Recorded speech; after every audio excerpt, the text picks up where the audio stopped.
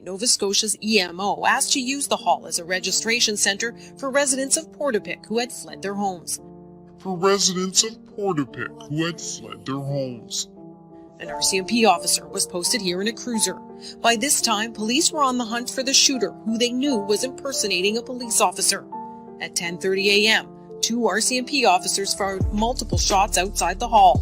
Sources have told CTV News the officers thought they were firing at the suspect, when it was in fact a fellow Mountie. This program is brought to you in part by...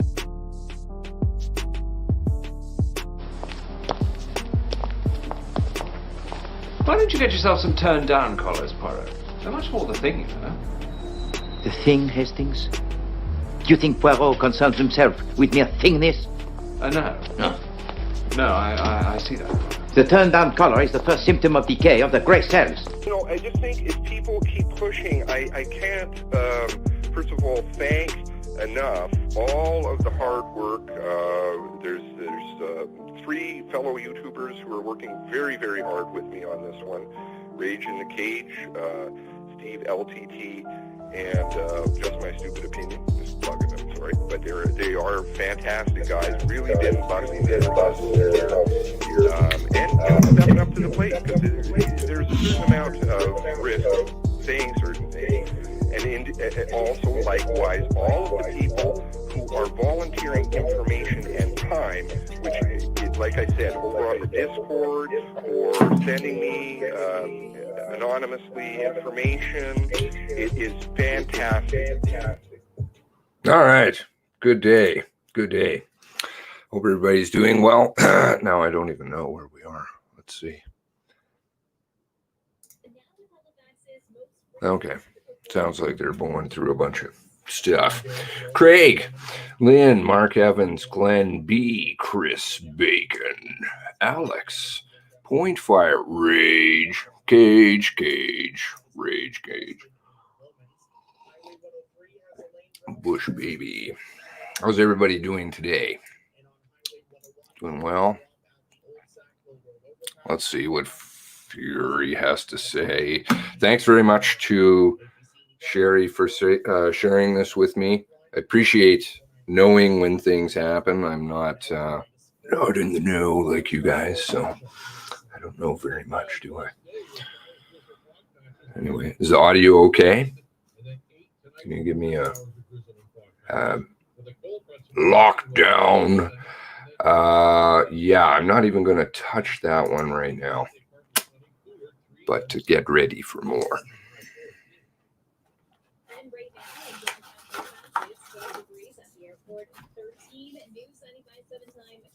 Thumbs up from Glam. Grinder. Okay, yeah, some COVID, whatever. Move away. Sail away. I suppose I'm going to have to do a video about this at some point, right? I put away all my old videos a while back, and because they would cause probably, I'd lose ears maybe, potentially, so I was like, well, you know what? I'm not going to talk about certain things. That was one. But I was going through older videos last night with somebody in the RCMP, and it seems like I was talking about the OVU a long time ago. Warning people.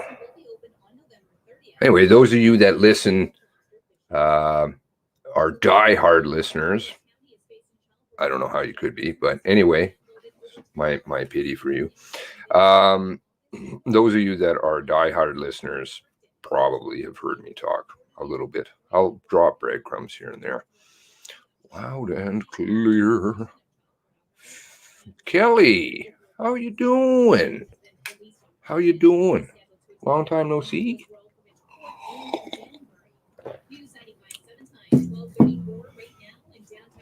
I heard some people sent off some letters. Excellent.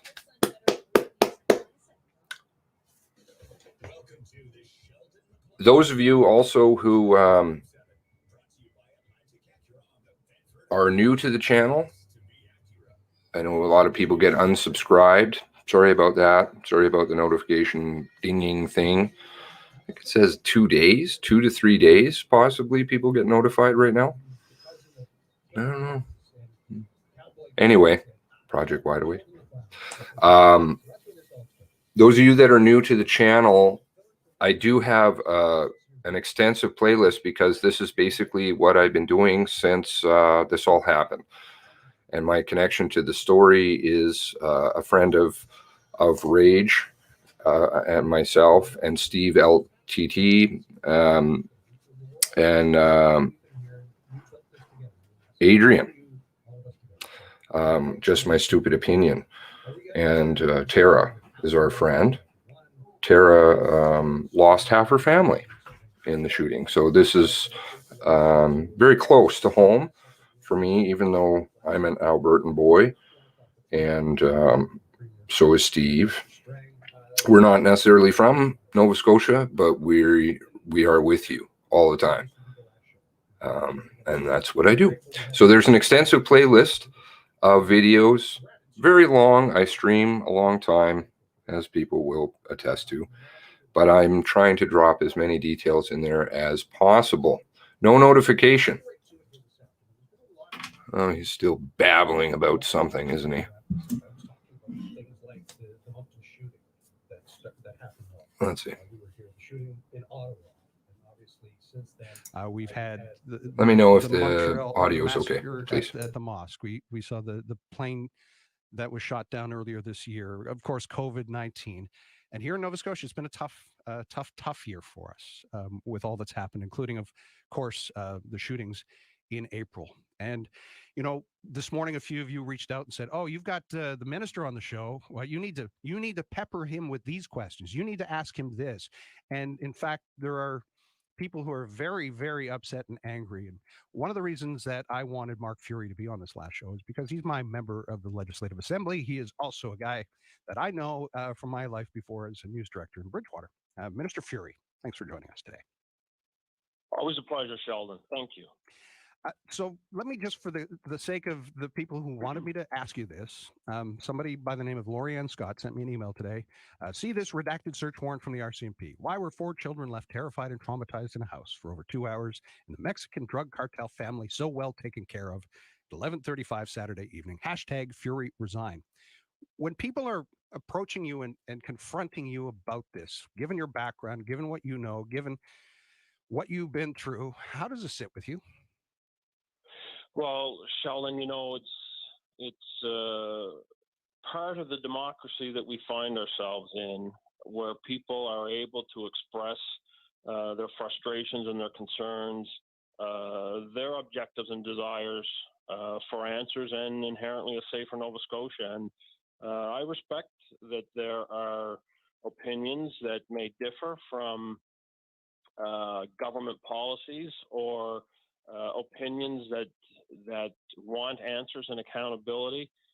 That's part of the environment we find ourselves in, and it's an important part of the work that we do. These are unprecedented circumstances that we've experienced in April. Some time has passed. We now have a standing joint federal provincial public inquiry, and I believe that we'll get the answers Nova Scotians are looking for through this process. There has been question about conflict of interest. You and I both know what job, what position you held, what role you had in this province and with the RCMP before you entered politics. And how do you consistently answer the question of whether you feel it's appropriate for you to be in charge of this?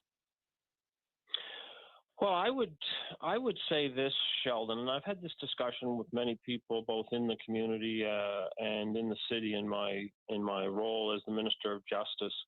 The 32 years that I spent in the RCMP has brought significant insight into the Department of Justice and my ability to make informed decisions.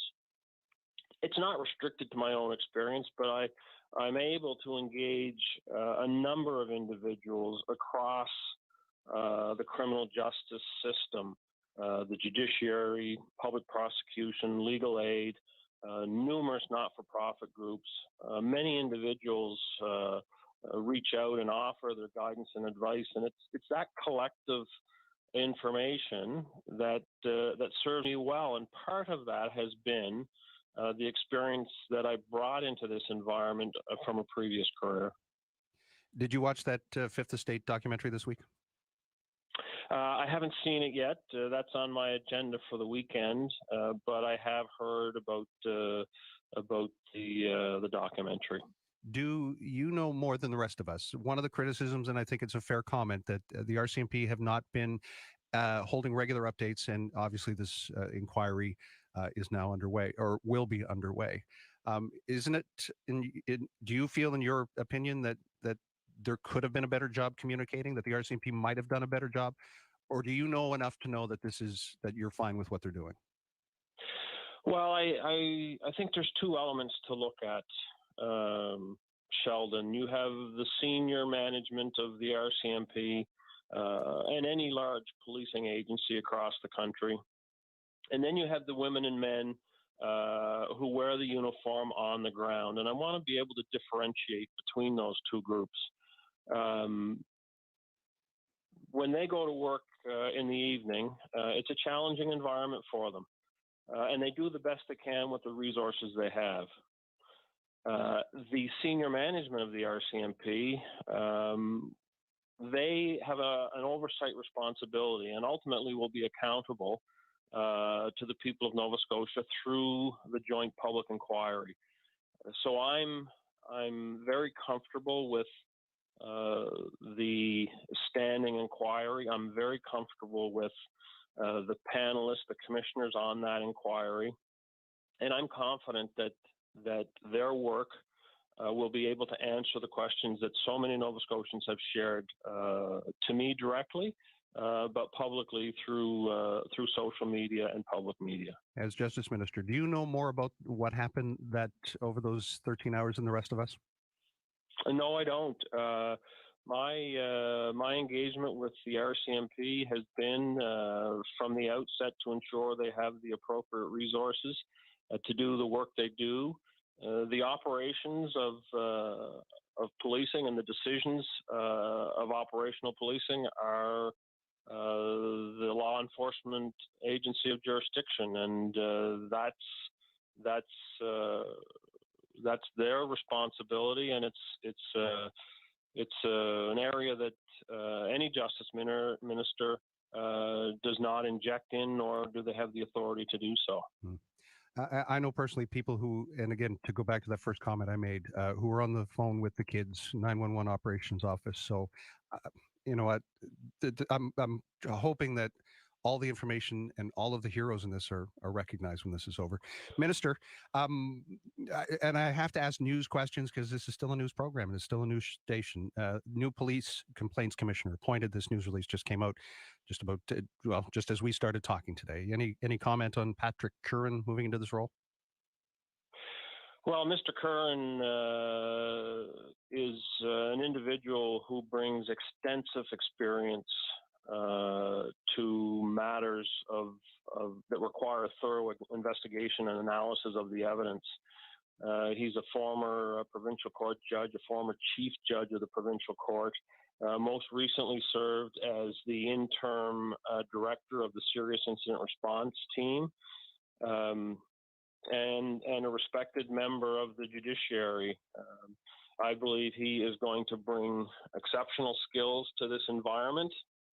He will come in at a very challenging time when there is heightened criticism of police behaviors and practices.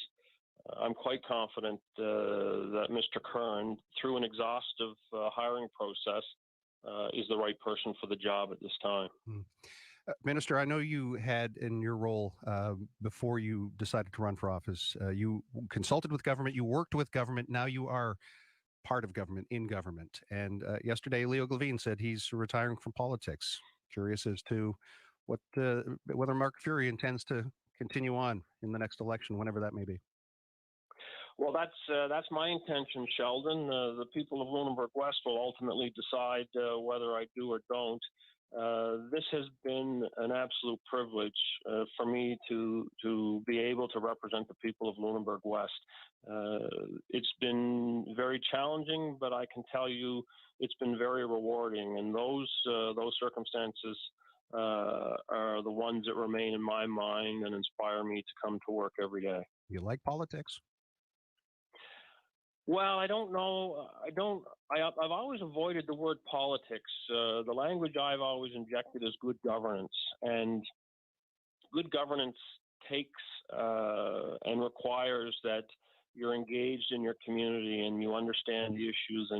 And although we may not always agree, I know that even critics are working towards a better outcome. And if we can contribute in any small way, collectively, in spite of a different approach, the collective objective is to find a better outcome. And to me, that's what good government is about. Well, I may not have this platform after today, but I will still be your constituent. And Minister Furey, thank you for being available to us as many times as you have been. And thank you for that. Sheldon, thank you so much. You have been a professional in your presence and host of the Sheldon McLeod Show. You've extended me the opportunity to communicate with Nova Scotians. You yourself have been an ambassador for good journalism and good reporting.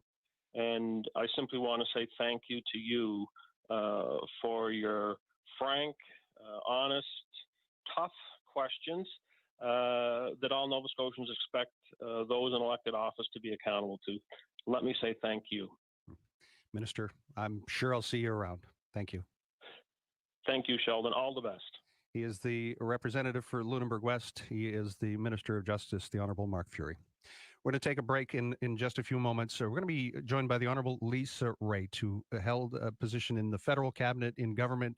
And just curious of a few things. I know her public story has been very public since she's not been in office. And we've got Lisa Raitt on the show right after this break. Sheldon McLeod Show on Halifax's #1 station for talk radio. News 95. Okay, I need a coffee. What the hell was that? Yeah. One moment, please. Save now and reduce your energy bills for years to come. Financing as low as $45 per month with Nova Scotia Power. Presidential ventilation. Pioneers in Halifax HVAC for over 25 years. Call 832-1067 or visit presidentialventilation.ca. Your Daikin Comfort Pro dealer. Best in energy efficiency and warranty. Top of her game. Empowering discussions with some of the most influential women in sport. Women who have blazed trails and women who can... Oh my, oh my. These are stories of strength, power... That was just sad. But of course, media is propaganda. Has been in this story. Can I shut this shit off? Is he taking open calls? Is he taking open calls? Do you guys know? I don't know his program format. For someone special, Copycat Digital, a proud Nova Scotian company, has helped... Kissing up to Furey. That was just sad. No questions. Thanks for being such a great guy. Oh, I love you. I think actually, funnily enough, the title page is fitting. I love that how he said, you know, you moved into government nonsense. What are you talking about? What are you talking about? You moved into government. You were always government. My employee. I want my underwear back. Seriously, I know it sounds like hyperbole. But he is our employee, as in you spank them, you fire them, you cut their pay, you do whatever you want with them. If you want to be an asshole, bad employee, fire them. Like the RCMP, fire them. The bad employees in the RCMP. But he did drop a bit of a bombshell in there, eh? Hopefully this thing isn't distracting people. I'm going to see if I can listen. See, it's got calls. Everybody's saying, okay. Pat Curran.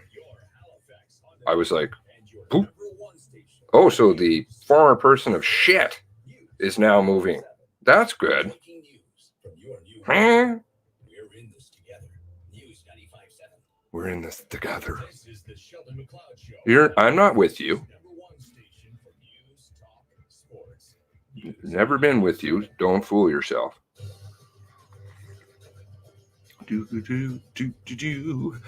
Cheryl, truth. I love truth. Angela, don't take that the wrong way, truth. Lisa Raitt? Not in politics, but I don't know. Can you ever fully leave politics, Lisa Raitt?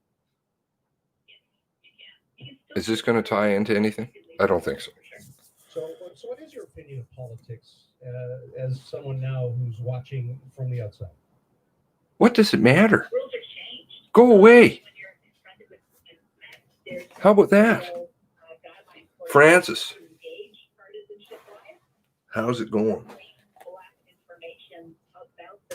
Sorry, I need to fix my hair. So I don't have a bad hair day. Okay, so I'm really, as always, behind on a lot of stuff. Kizzy interview is Kizzy interview is over. Yes, interview is over. Those of you who don't want to hang around.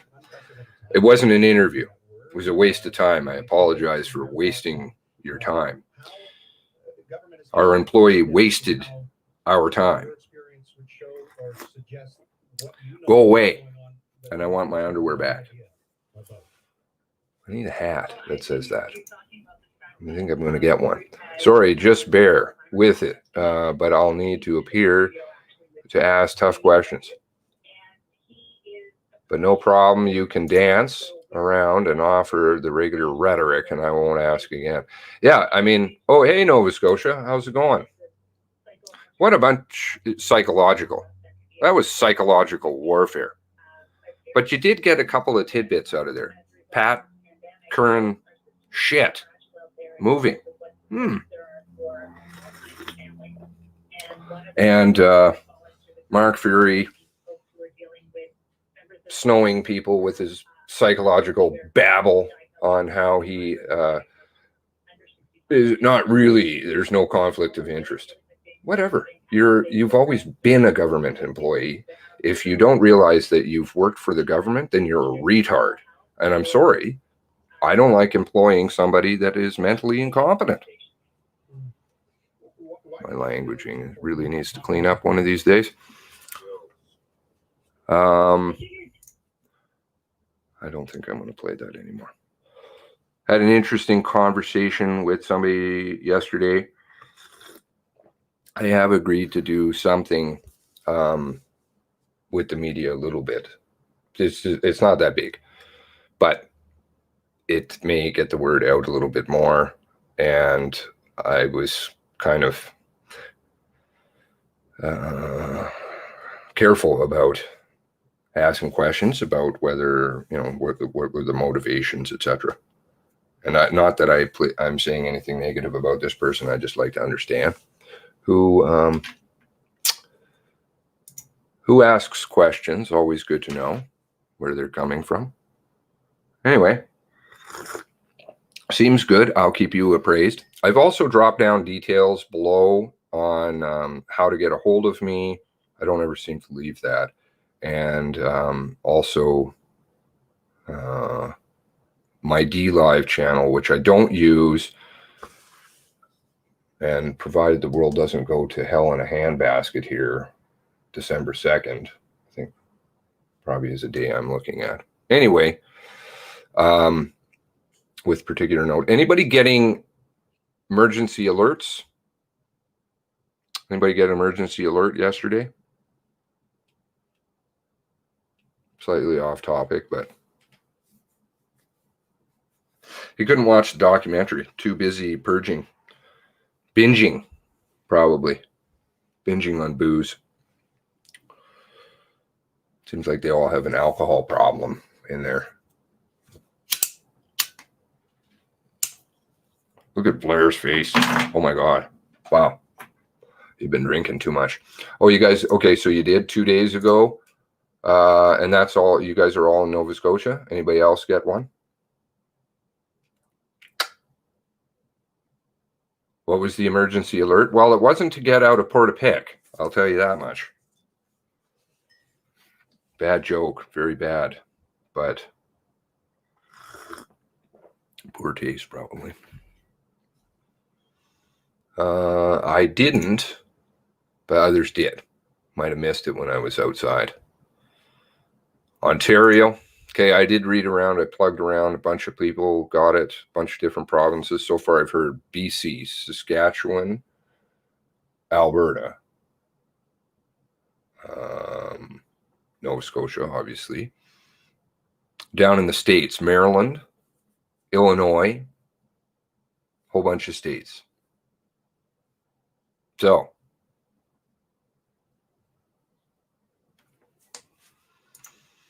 telling you something. We've talked about it a little bit in here. I don't like to go in there too far just because I want to keep ears. But now it seems like they've turned it up another notch. Way up another notch. So things are going to get pretty spicy here pretty fast. Full shutdown December 2nd. Coming shore to shore. Rumor. It is a rumor. I've been unable to substantiate anything on that, but I'm still going to go for a little trip.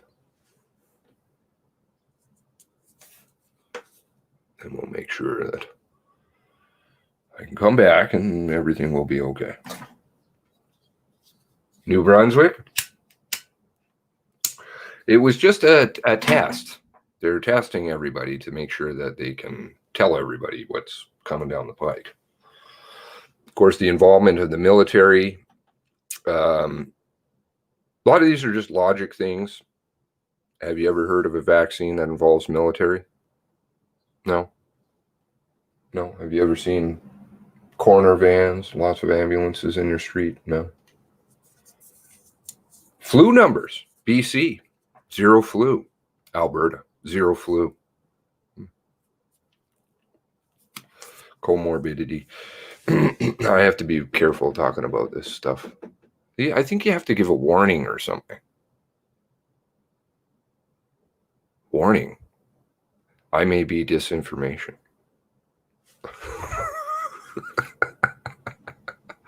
Do you guys have Halifax? I heard Chiang. I heard Lynn. I heard, and Mark. Jumbo. I heard that the police, HRPD, is hanging around the exits of the city. Is that true? Yeah, it's a disclaimer. Just a test. It's just a test. Don't worry. Nothing's happening here. Nothing's happening.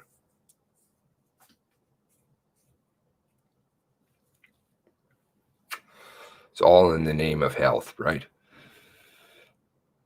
What was it Trudeau said? I'm looking forward. That was his direct quote, by the way. I'm looking forward to vaccinating everyone.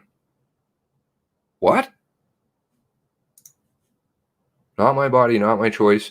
Interesting if you go through the health acts. Alberta, I did Alberta and Nova Scotia. Pretty sure Nova Scotia I did, yeah. Health enforcement acts, basically. Public health acts changed so that any officer gets to deem anything as a communicable disease. This one I'm quoting directly from Alberta. Anything can be deemed as a communicable disease. Once it's deemed a communicable disease, the medical officer has the right to order anything, including incarceration.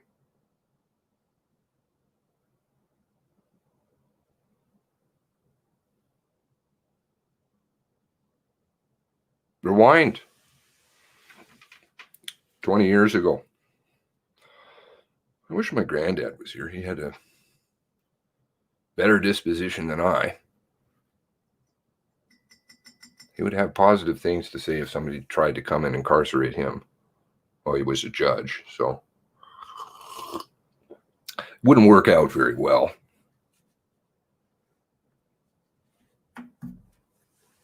Emergency alert in BC. Oh, yes. Yes, it did. Yes, of course. Yes, people going to get sick. Propaganda. Now, that's something I do want to talk about at some point. I don't think this is the appropriate venue. On DLive, I feel a bit safer. Not much, but a little bit. We'll try it anyway. We'll see. I also got, what was that channel? I think Gage is still in here. He set me up on something. Hopefully he's in here. And he can let me know. I can't remember what the hell the name of it is. So I started a channel somewhere else, but I called it the wrong URL. It was asking for a nickname or something, so I put some balls in there, and that actually is my URL on that channel. I think it's Pooper. It was a joke. I'm like, oh, can you change the URL for me? We've received your question. We'll get back to you when we're not automated anymore. Brighteon. Right. Okay. I have a channel on Brighteon, apparently, now. So that'll be okay. I guess I can put up videos. So DLive is the only place I can live stream that I'm aware of at this time. I'm not really techno awesome, as you guys all know. And so we can do that. So I got the DLive address below. Please subscribe. If you like what you see, I hate asking stuff. If you like what you see, perhaps share it around. I noticed that there was a big boost in traffic from the Facebook. So that was very helpful. And thank you very much to those of you who did. I really appreciate it. Because there is, even though my rambling goes on and on and on and on and on, there is good data in there. And frankly, from us, and when I say us, I always am trying to be as that word, right, as possible. There is, how many of you over in the Discord? 375 people. Amazing. Now, is everybody online? No.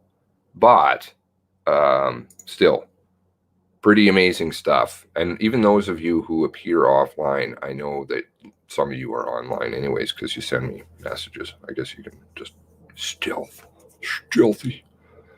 I punish my son for telling Blair that he's a raging bitch. Bacon cheeseburger lesson learned. Might be watching HRM. There's no request. They are requesting no one goes outside. Okay, so see, these things are alarming. Here in Calgary, our mayor is talking about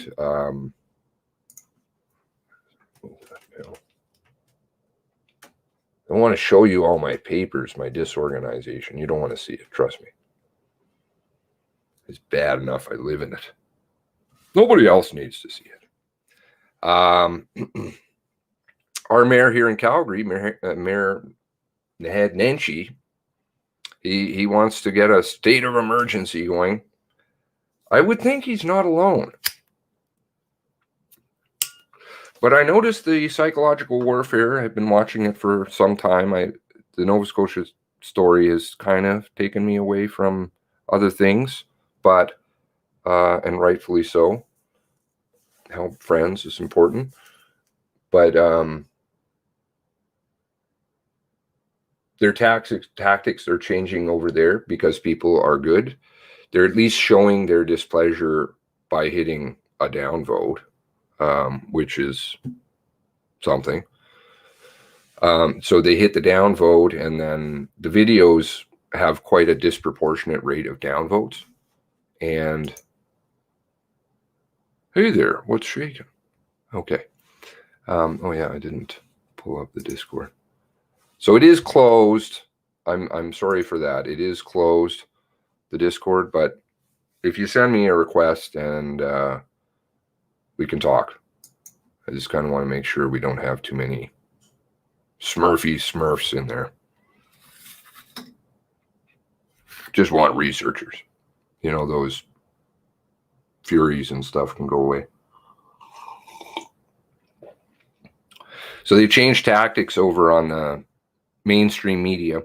So CBC was pumping out, I think they pumped out 4 stories yesterday, soft selling the, what does that mean? Oh, I know what that is. Soft selling the vaccination and saying to people, well, some people just aren't really thoroughly convinced and they are going to take a little bit of time. I wonder how many people they had to go through before they found those people. Because you're probably going to find people that are pro and mostly pro or object. And I would think most people object to it just because it has. They even said what in one story, the doctor, then they followed it up with, how do you convince people to get it? Wow. I do recall a term I learned. What was it? Oh, right. Manipulation. Psychological warfare, which is very real. When I say that term, I'm not talking out my ass. It's a very real thing and has been fought for a very long time. Bernays literally wrote the book on it called Propaganda. Wouldn't you know, working for the US government. Anyway, so, you know, those downvotes help some, but action helps better. The barbecue down in Toronto was a big statement. If you're willing to, those of you who are not familiar with what happened down there, I think it would be wise to just look at that, even if you're totally for everything and all that. That's great. You know, everybody does whatever they need to do. However, if you're looking at the extents that they're going to, for a man who just wanted to feed his kids, because everybody, I think, knows at this point in time, there's kind of a financial pinch on all over the world. Isn't that funny? Klaus.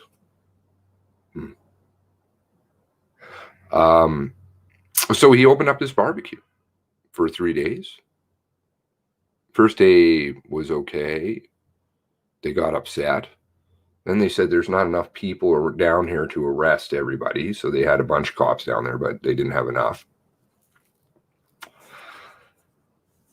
So it kind of went on, and Ford made his flip-flop stuff on TV.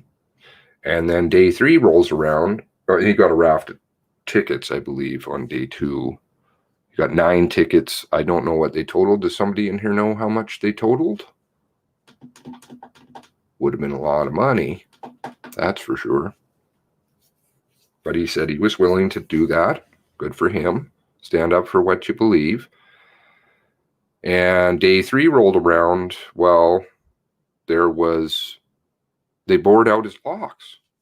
Let's see if I've got the video here. In the morning, they went down there, the police, to bore out his locks. That seems a kind of excessive. No? Oh no. My computer not happy.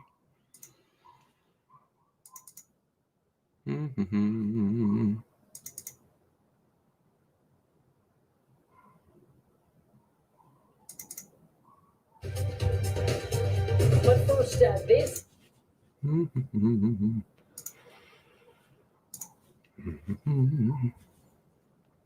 This was in the morning yesterday.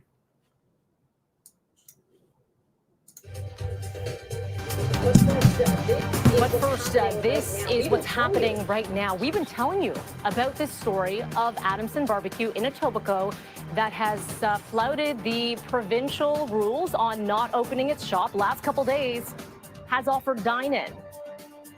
We know the owner has faced 9 separate charges, both at a provincial and municipal level, and this is what has happened just in the last few minutes. Toronto police have arrived here, a number of vehicles, and it looks like they're looking to block off that main entrance. Here's what we also know. On social media, the owner of Adamson Barbecue has said that he will continue to open up that shop. So it looks like police have taken this into their own hands. This is an exclusive shot. We are the only media here right now to bring this to you. We're just gathering some information on this right now. And we're looking and watching what you're watching right now because we haven't seen this at all. Good morning, everybody, by the way. And they look like they're boarding it up, right? It looks like they're boarding it up. It looks like they are drilling through those locks right now because as we know, again, on social media, Devo, that he's continued to say, the owner, even though he's facing these charges, looking to go to court to face these charges, says, I'm still opening up. Yeah. In the name of small business. And again, this is all just developing right in front of our eyes right now this morning. This brings the question. We're going to continue to watch this feed for you to see exactly what they're entering doing. the facility right now, too. So perhaps they're going to be taking some items out of there. We don't know. Again, we're just learning all this information now. We do have Mayor John Tory joining us in an hour's time. No doubt he's got a lot to say. He's been very vocal on this one. I want to bring in Frankie as well, who is live for us at the greenhouse. So we will be watching this feed for you and gathering more information. But Devo Brown, again, we looked up, our camera was there just to monitor the scene, and this happened in the last couple minutes. This was happening right in the spot. And the owner might be waking up right now, or his friends are probably calling him right now saying, hey, this is what's going on, because you might have no clue that this is happening. But you should have an idea that this was happening. You defied what you've been asked to do for the last couple of days. And I think this is not a surprise, or shouldn't be a surprise to many. Well, what we've seen, at least from officials, is that you can see they're actually inside right now. That they have said, listen, they've taken a different approach every day. The first day, and even from the premier, just his tone was different. The first day he said, listen, I understand. You know, we're on the side of small business. We get it. We understand your frustration. Day 2, he had a very severe tone and saying, please shut down. Now we see the charges being laid, but now trying to figure out exactly what they're doing here. So again, we'll be watching this one. Frankie, are you there right now? Yeah, I'm here, and I've been watching as well this morning. Like Devo said, this is expected that something would happen. You know, we were talking about before they would board up cannabis shops, but now we're boarding up barbecue shops. But it's all in an effort of public health. We do know the reason why the police is there is to protect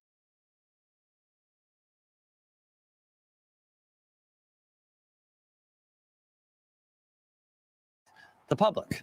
And right now, this barbecue shop is not really protecting the public. It's putting the public at risk. So that's what the police is doing this morning, trying to figure out ways probably on how they can protect the public, because he's just continuing to say, I'm going to open, and he's not following the rules, the laws. We've seen a number of people who have attended, who've dined there. No masks, gathering in bigger groups. And so no charges have been laid against anyone who's actually attended, really only the owner. This is really interesting because Mayor Tory had said yesterday, listen, it wasn't up to him, but if it were, what we saw with the cannabis shops, as you alluded to there, Frankie, was that they put those big concrete barriers. You remember, right? They did that to block the entrances. Well, we know that there's a different strategy being taken in this one. They tried day 1, day 2, and now this is what they're doing. So we're going to try to get some official information for you on here on what's going on. Want to understand what they're doing by entering, you know, what they are deeming the reason to enter the property on these provisions of what's been put down by the health codes and things like that, the health mandates right now. It's just, I don't understand going in to the property. Do you know what I mean? So that's what I would love to get some information on if we get a chance to. Unless they're going in to confiscate. Yeah, unless they're going in to confiscate some of the equipment and whatnot so that he just can't operate his business today. Anyway, you get the idea. Don't worry, I'm going to go into his house and confiscate all of his stuff. It's okay. We can do that, right? It's in the name of I want it. How's that? Obviously, I'm being facetious, but nobody wants these things. That's how you answer answer the questions very quickly. And these politicians are going to be getting the real deal. I'm sure they'll sit up there and get water or something. They wouldn't stick that in their arm if it would be a Apocalypse Now scene with the pile of arms. Don't know if everybody remembers that scene, pile of arms. So you don't break into people's businesses. You don't do things against people. They have rights. That's what we do. Everybody has the right to think what they want. There'll be people, I'm sure, in here who are like, you're a dope. And that's fine. Bring your evidence. I've got, yeah. I picked up a new hard drive just for extra 10 terabytes. That would be in addition to 1, 2, 3, 4, 5, 6, 7, 8 in here. 8 hard drives. You got evidence, I've got evidence. Now, anyway, we can talk. I like to debate people, but you better bring it. Don't bring me the cases. Cases of what? Something that you A, can't test for, according to the WHO and the person who developed the test. B, CDC. B,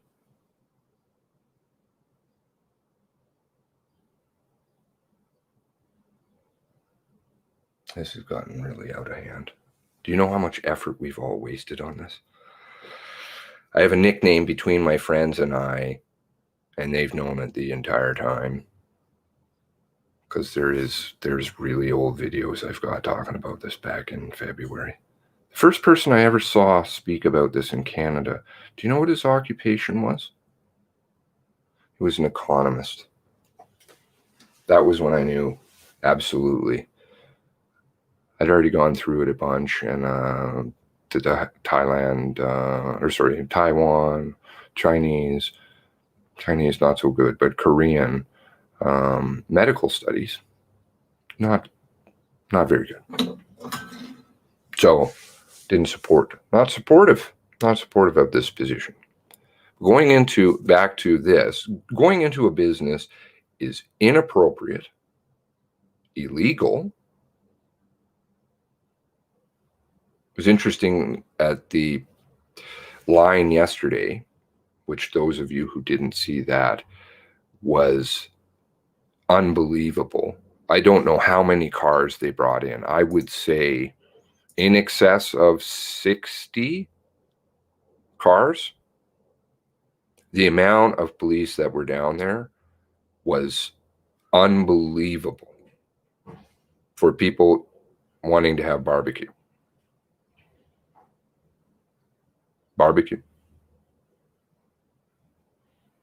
People who won't get sick. Maybe they'll get the cold. You want to blow it up with a test like that and keep expanding. You keep replicating it. Of course, it's going to say something's in there. Anybody ever seen the stuff where they test oil and inanimate objects for this stuff? Not bullshit. Real. Comes up positive. Funny that. Oil. Inanimate objects or liquids. No.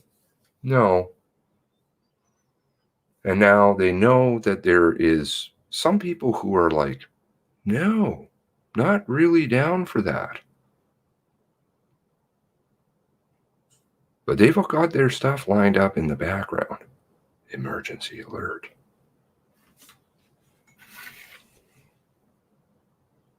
Oh, you're a conspiracy. Really?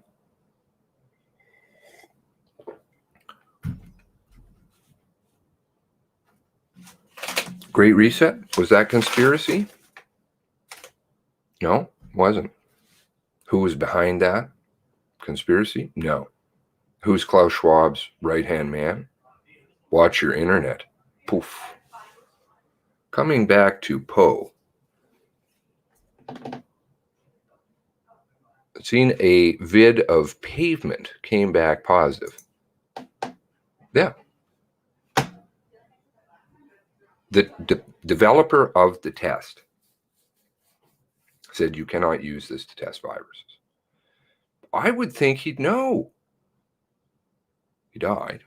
But I really, frankly, would place some faith in the man who actually developed the test, who knows what it is. Wouldn't you? The man who invented the wheel, he knows what he's talking about. Doesn't he? Conspiracy is a crime. What an invented term. History of that. More psychological warfare. They signed petitions for tampons in men's bathroom. What? Okay, I can't even touch that. Can't even touch that one. So action is what is required, in my opinion.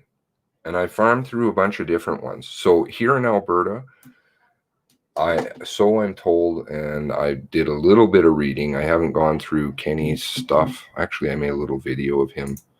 Where was that? Kenny and all these clowns. See, I can't stand the person in the background. We all know that the signing stuff here in the background, the signing, everybody has closed caption TVs. We've had them forever. Cable is digital. It transmits a closed caption sign.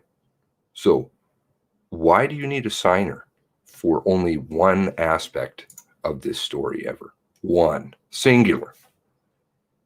It's not like the newscasters are signing or any of the other journalists are signing. They'll just sign here, right? So I think the saying here is quite fitting. This is Ball. Those of you who are not familiar with Ball. Sacrifice your children over there in Israel. Sacrificing freedoms for promises of safety, security is central to the worship of all false gods. And like all false gods, the sacrifices will never be enough. Never enough. Does that sound familiar? Ever enough in anything? More. It's, what is it called? Progressive. I don't believe in the left-right. The left-right is manufactured, fake. Study the history of it. Where it even came from. Oh my. We all have differing points of view, but it's actually quite small. They're not these massive things. Those are funded. False. What they do is they polarize people. Balkanize.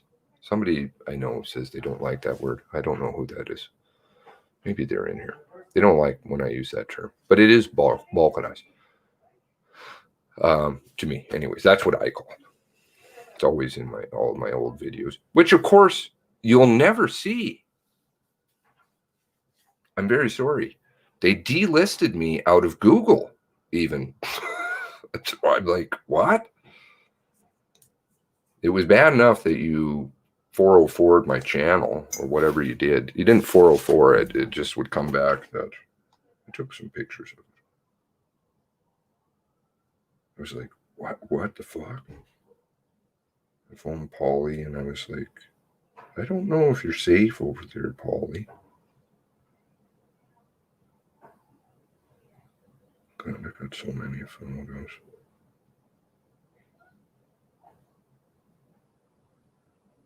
We should stay on topic anyway. But this one is pressing. It's very pressing, and I feel like there's not a lot of time left to play around with it anymore. In terms of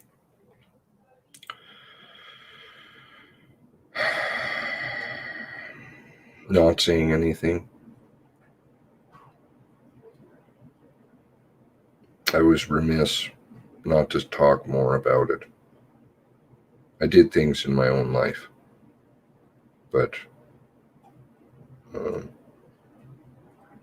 here. Okay.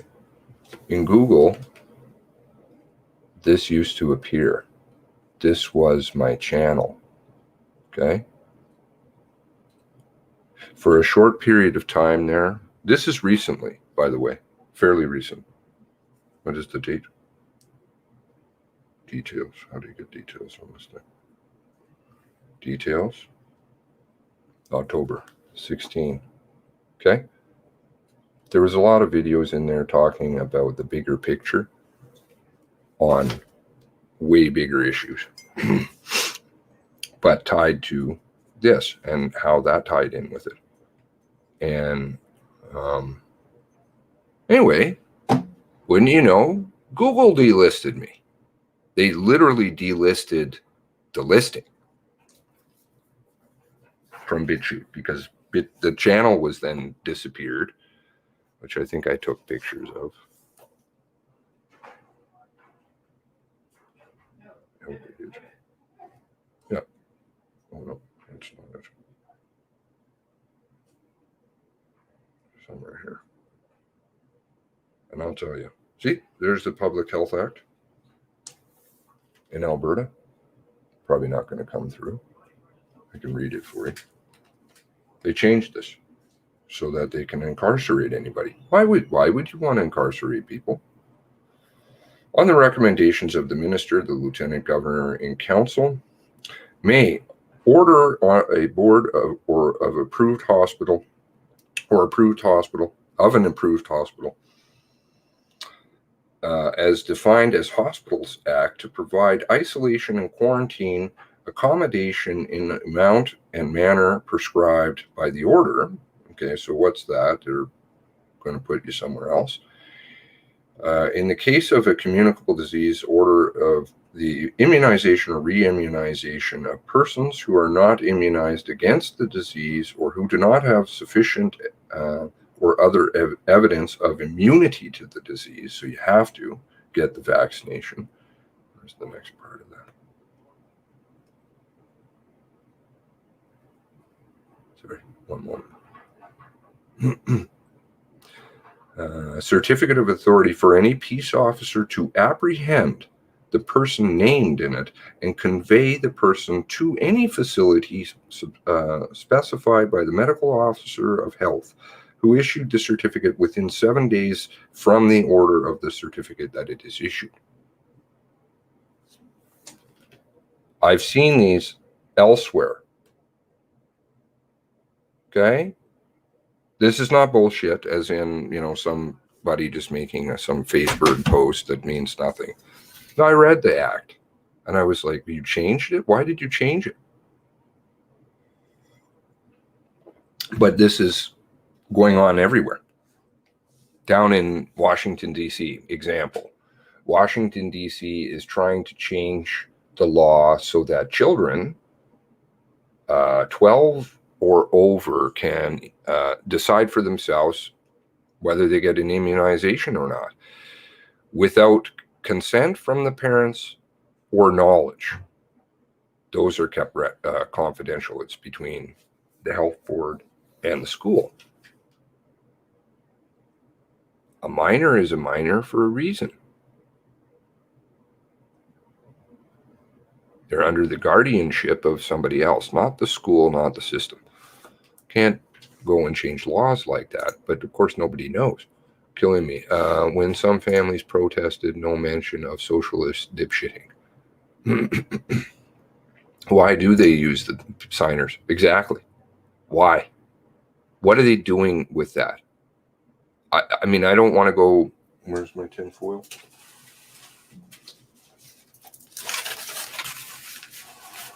Right? But honestly, if somebody can explain that to me reasonably, I would love to know. I deal with a lot of elderly people volunteering. Some of them are hard of hearing.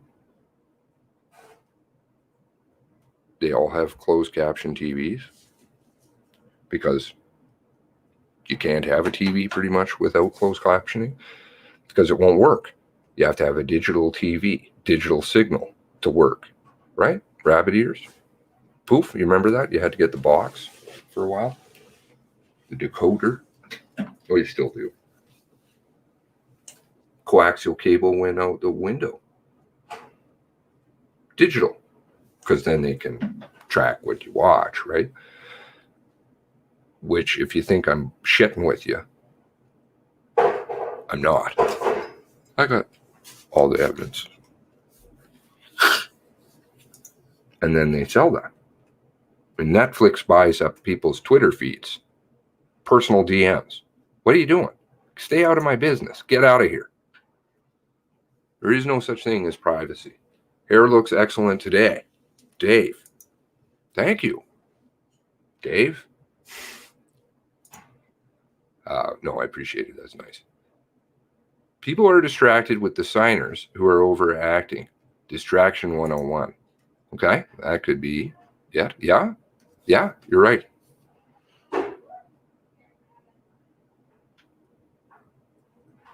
Plus, it's kind of virtue signaling, too, I think, in a way. You know, we love everybody. It's not like anybody else has a sudden hate for deaf people, last I checked. But anyway, whatever. They will tell you that, I'm sure. Oh my God, they're discriminated against deaf people. You big anti-deafy, you.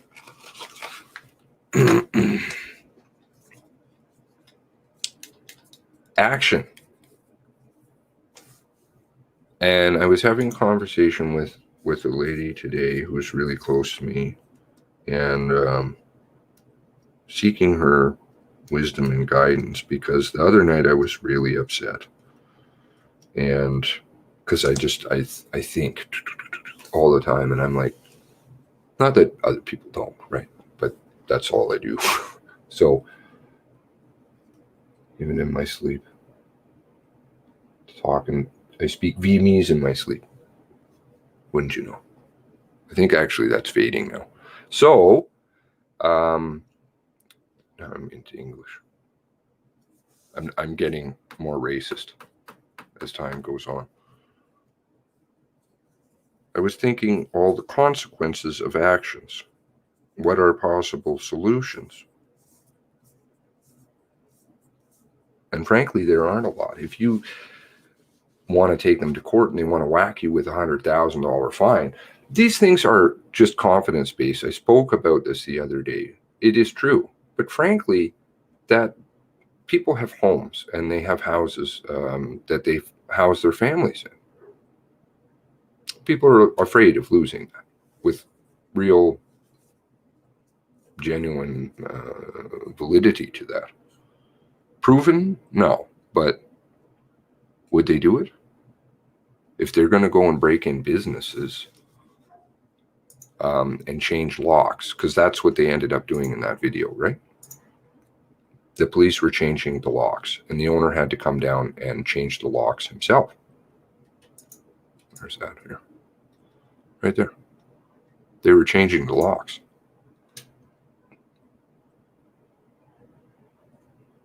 You want the lock on your house changed? How about they lock you in your house? December 2, that's what that thing says. And I'm not meaning to fearmonger. I think it's very good to be prepared. It has been for a long time. But I didn't want to run away because I felt it was wrong. As in, go off to the ranch and just kind of hide in the bush until they come and get me or whatever. It's not going to be very fair to other people. It would just kind of be abandoning people. So I disagree with that. So made a conscious decision a few years back. I'm like, well, I'll stay.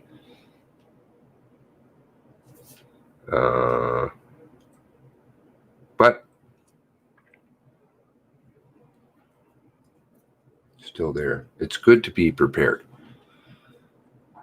Stock up on stuff. What harm can it do? Maybe you have to eat a bunch of beefaroni. You got a whole bunch of water sitting around. If they do just decide to turn apeshit, it's going to be bad, real bad. And there are signs that they seem to be leaning that way. So what do we do in the interim? That was where I was coming from. What can I do? And I went through a bunch of different possibilities. You know, maybe I go down, I violate this order, I get a ticket. Okay, that's not a big deal to me. You can't really do a lot financially to me. Kind of learned that lesson a long time ago, how to keep money out of my own name. But that's not really applicable for other people, right? And if I'm only one or a handful, then it's not going to do very much. It will just roll forward. They'll do what they do, and then everybody else will not do anything. Mr. Noodles. Yeah, I how can it be wrong? I don't think it can be wrong. You just have a lot of beefaroni. Of course, there's probably going to be a rush on the stores. Toilet paper and yeast.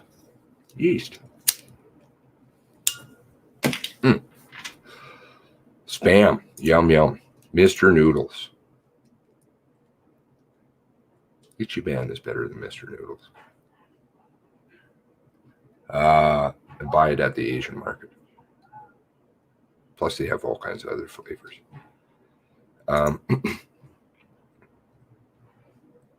So what are some actions? There are some protests. So I thought about the protests. There's one, I think, here in Calgary. And I was talking with Steve, and I was like, you know, you could take like a barbecue down there. I live in Calgary. I could take a barbecue down there and buy a box of burgers and just sell them. I can't have a business, which I'm retired anyway, but I can sell burgers, you know, whatever it costs or donation or something, essentially conducting business, right? And I think, frankly, if they wanted to touch me, that would piss off a lot of people. Maybe some other people might start to do some business, as in some bartering system or something like that. And their economy, trying to tank it, would just, they'd see that there was some resistance, that there was possible solutions that people look at. Not that I'm saying it would be overly successful. It's just that get people thinking, okay, there is a different way. I don't have to stay at home. I could do other things. Here in Calgary, we have something called the Calgary Dollars. I'm not too familiar with it, but it's a barter system. It's been around for years. Okay, that was one solution. I have another solution, which is far more extreme. The court was another one. I have another solution, which is far more extreme. And obviously, the shit would really have to be hitting the fan. But I would have no problem doing it. But it would require other people participating and probably some sort of observation. I bet you I could go up to Edmonton, and I think I talked to Steve about it some. And it sounds radical. Trust me, I'm perfectly fine mentally, and I love living. Go on hunger strike. It's worked before. And a group of people going hungry, and especially in this day and age when you have social media, 66 days, I think it was Bobby Sands. I loved the hunger strikers over there, H Block boys.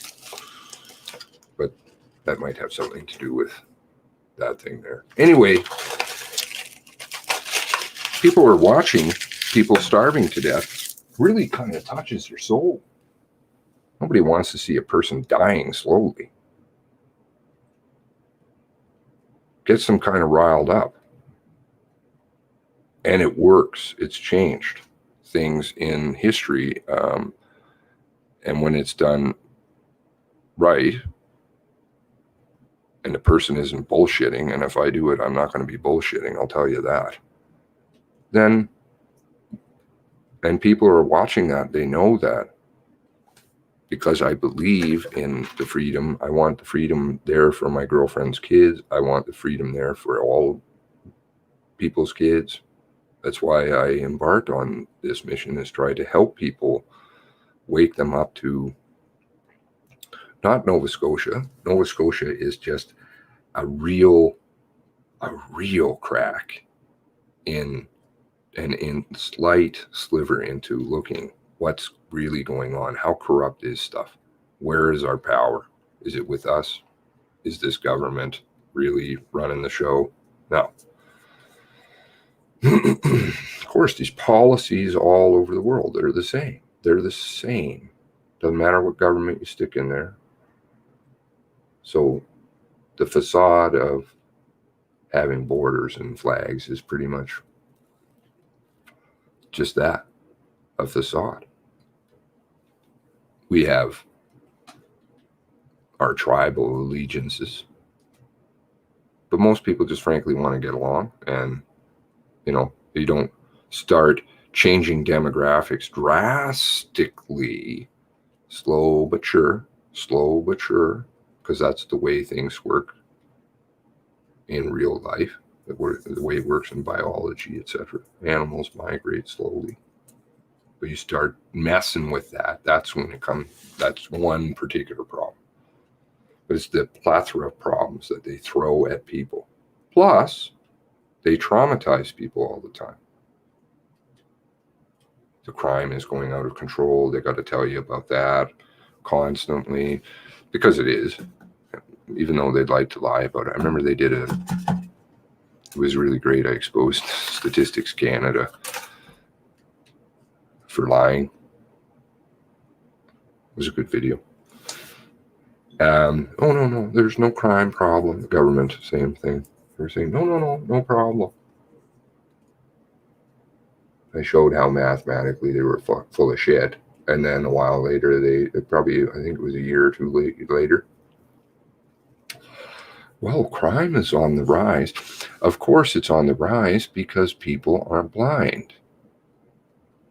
Just like CBC is telling you now, well, there seems to be some people who aren't really agreeing with the vaccine 100% right now, but they will. Don't worry. And here's how you convince them. It's psychological warfare. Donations work. They don't really do much, but we'll go after distribution or some charge. Who cares? Whack me with charges. Whack all of us with charges. You can't hit everybody. It's the tipping point. I know, Cage, you and I talked about that. It's the tipping point, right?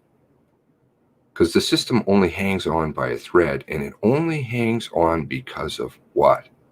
Confidence. If you don't have confidence in something, it has no value. I could say this empty cigarette pack is equivalent to, I don't know, $10 million.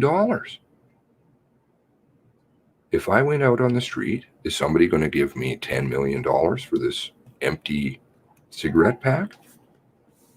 No. Why? Because it has no confidence, right? Government has no confidence. It goes out of power.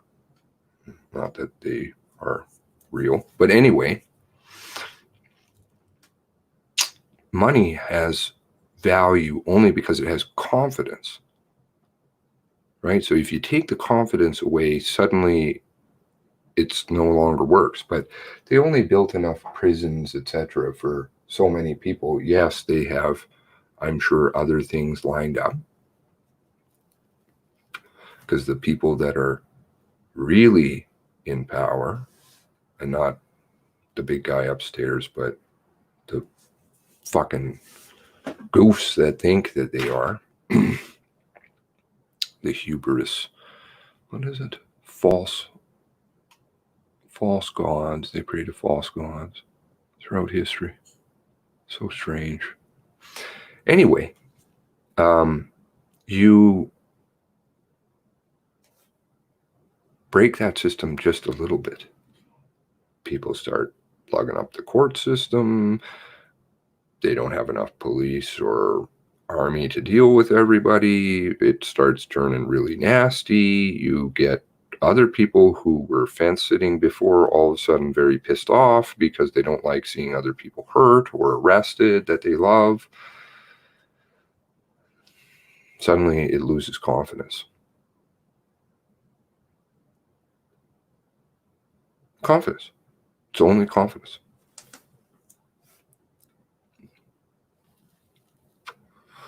Photo ops, yeah. Yeah, the media. Who was that said that before?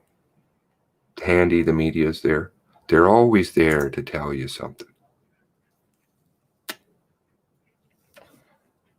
Just like they were down in Enfield. Oh yeah, here we are. We were there to stop everything. That's how it happened. Really? That doesn't seem to be supported by your own evidence. There was one of the, I keep going through, I got lots of little details and things here to share, but one of the ones that I kind of just passed over because, but I knew things were missing, of course. Of course, there's missing stuff in the CBC. Sorry. I talk disjointedly. Was the 11, what time was it? Photo? You notice how that just disappeared all of a sudden? Oof. From the, let's get the RCMP's official timeline. I mean, maybe I can get it from their own webpage. Let's see if they've changed it. Speaking notes, Darren Campbell, Bill, reprobate. Oops, that's not his name. Reprobate. These people are reprobate. Anybody know the word reprobate? I do pity them in a way, but also at the same time know what's happening, going to happen to them. Darren Campbell, RCMP. Let's try that. Let's do a little searchy poo on this one. Searchy poo.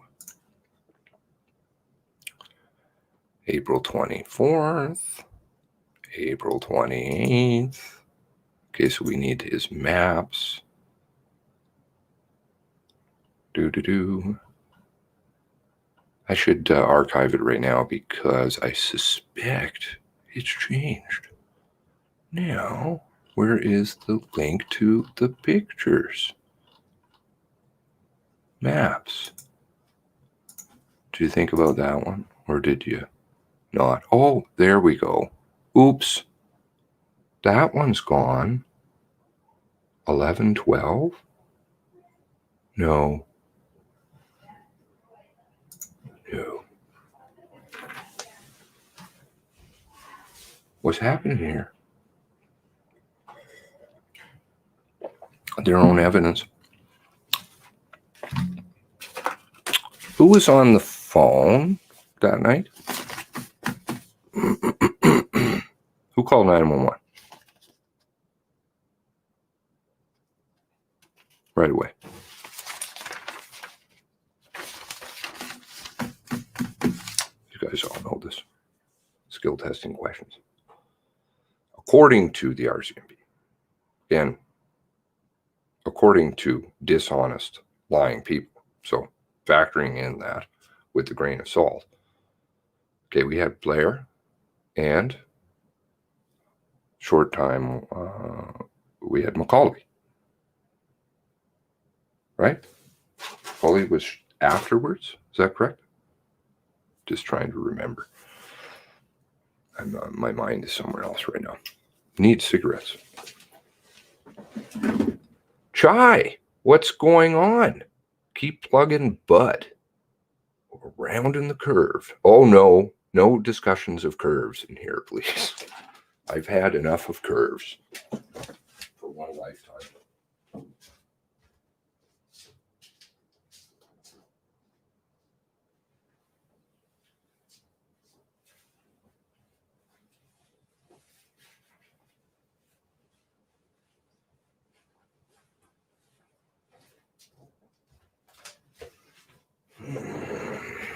What am I going to have to do? I'm going to have to quit smoking.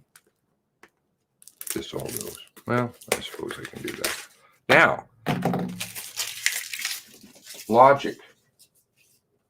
What time do they know? The first time that they know that there's been shootings. Probably I'm repeating some stuff for people. Coffee, damn you.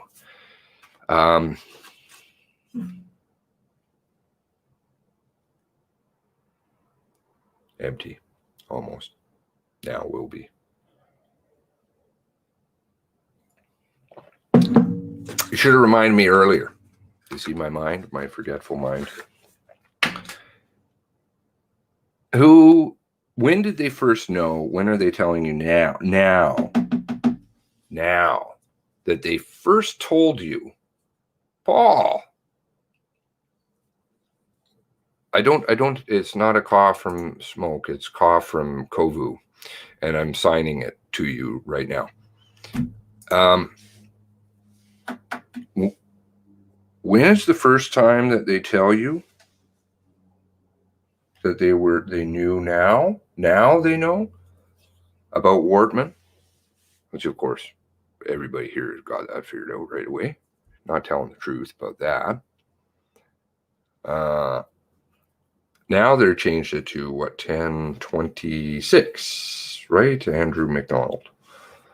Okay, sorry if I'm doxing you, sir. Nobody, I believe, in this crowd would be foolish enough to go off and contact you. Because that's just disrespectful, right?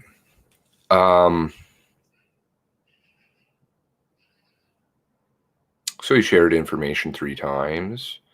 The pictures, the hour-long interview, 3 a.m. in the hospital.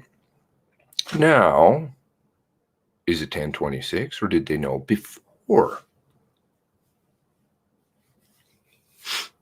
When you call 911, do they tell you to hang up the phone? Or are you on the phone? We know both of those women were on the phone. That means both women died on the phone, more than likely. Tragically.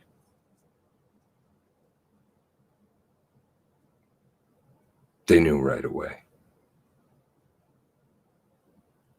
I'm looking at some other things too, but that's for another day. Not 10:26. So now we're back to 10:01.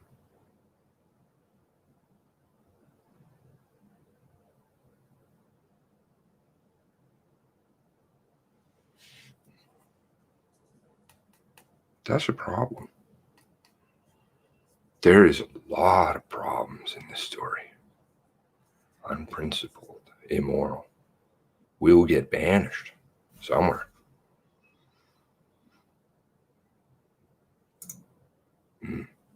These people, reprobate. Anybody who wants to go down this path, to toe that line, is falling into a very dangerous place they don't want to be. They have the option to get out. And they'll have support and love from a lot of people. Silence isn't part of it. Now, I haven't aired this yet. It's on my to-do list of 10 gazillion things. Do you guys over in the Discord have the, is there a video of the welding shop? Is there a video of anything that they haven't played with? Is there? They've got a lot of time. And before you think that I'm talking out of my ass, just remember who Ortiz is in terms of the world intelligence. RCMP. No, they're just gravel road cops, right? Five Eyes. Same type of technology, if not better, sometimes than United States. How did that happen? RCMP.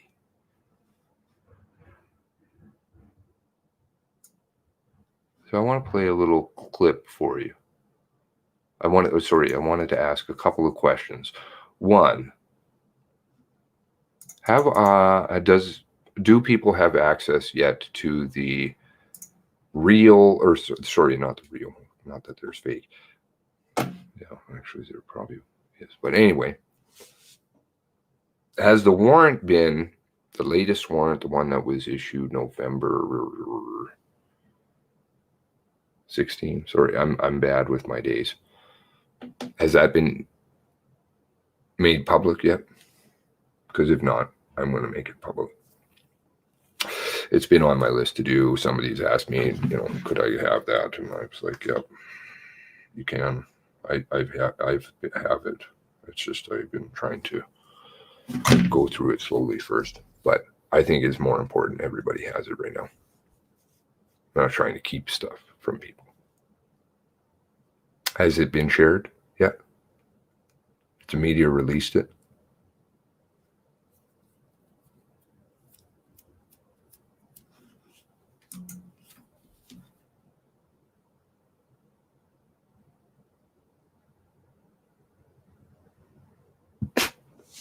I need the Jeopardy music now.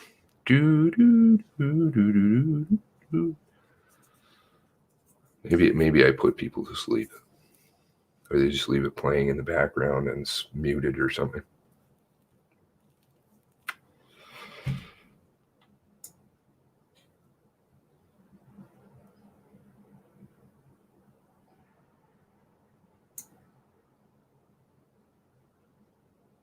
Tetris theme. Has it been made? Has anybody got it? No? Okay. I'll take LB's word for it. LB.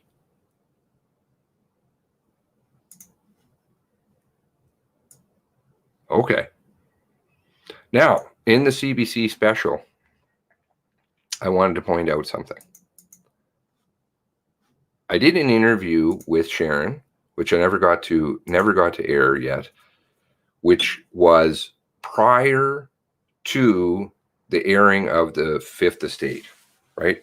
So I'll share with you this now. It'll kind of spoil some surprise, but I've got more to go through. So I'll share with you. Last one was released. Oh dear. Hello. Nope.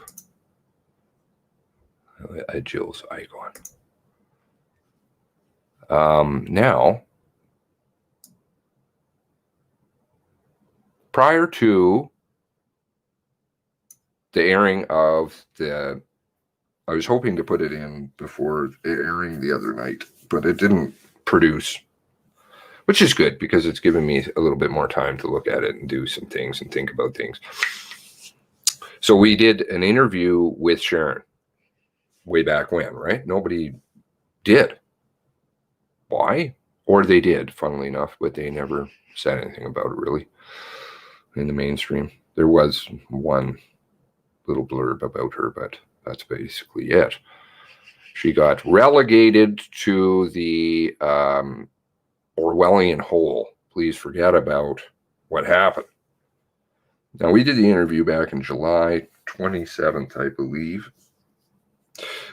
And there were lots of little things in there that she stated, which funnily enough then, like the Leon thing now has kind of come out. Just like lots of things in the Discord and all the great work you guys do. So let's see how to do this best. There was the article first on Onslow.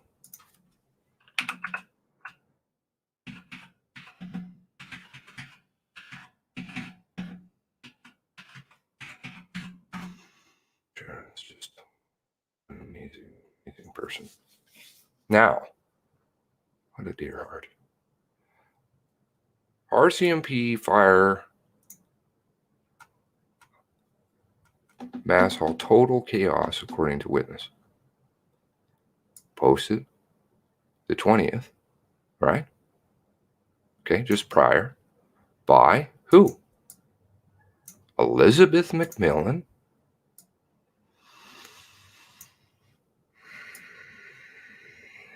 and Gillian Finley. Who's the host of Fifth Estate again? Gillian Finley. This was the interview that was done for the Fifth Estate. If we're looking at it, we go down a little bit here.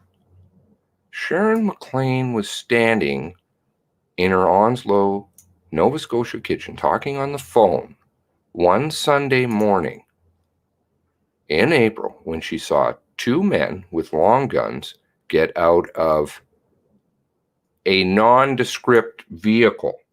Just so we have it nice, go away. A nondescript vehicle, right? Okay. Who? Don't mean to be repetitive, but it's important. Gillian Finley, Elizabeth McMillan. Okay? Okay. Let's go and have a little look at this clip. Nondescript vehicle by the same person who is right here. Okay? Interviewing Sharon. Let's see, is my audio sharing? I don't want to have echo, so let me mute myself, which I should do all the time. Across the street, Sharon McClellan was on the phone with her sister and watched as officers in the passing cruiser jumped out and opened fire. Passing cruiser jumped out and opened fire.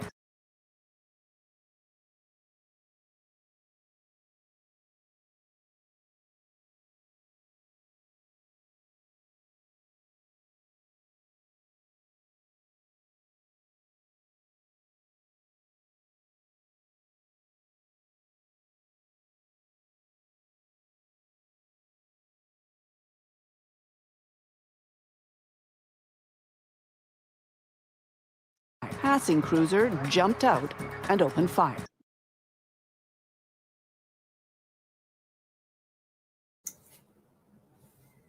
Passing cruiser.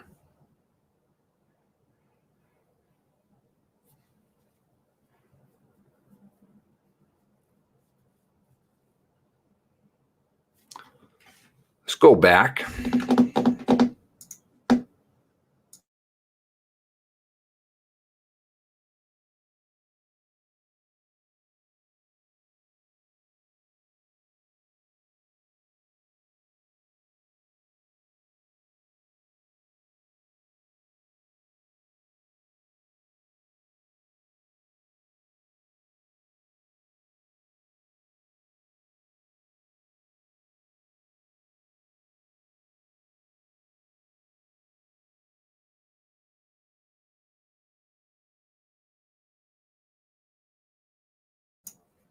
Are you guys getting the audio? Sorry.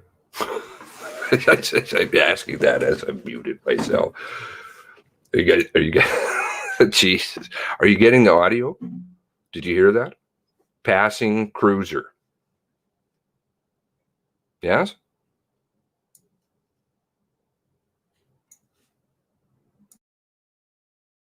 Across the street, Sharon McClellan was on the phone with her sister and watched as officers in the passing cruiser jumped out and opened fire. Passing cruiser jumped out and opened fire.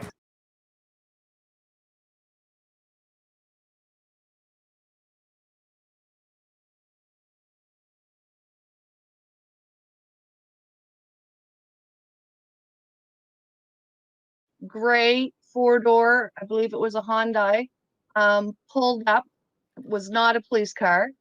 Passing cruiser. Was not a police car.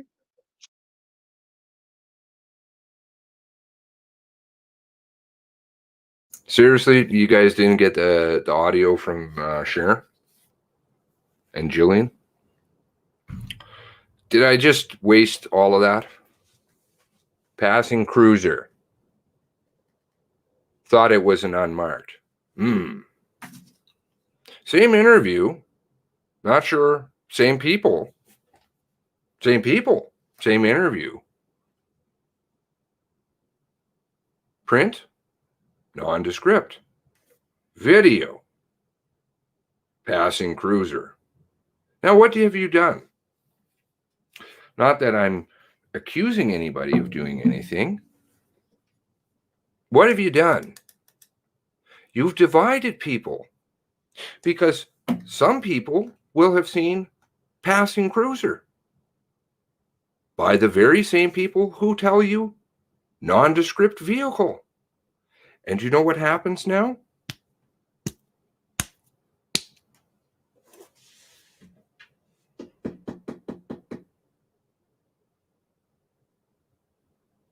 Excuse me?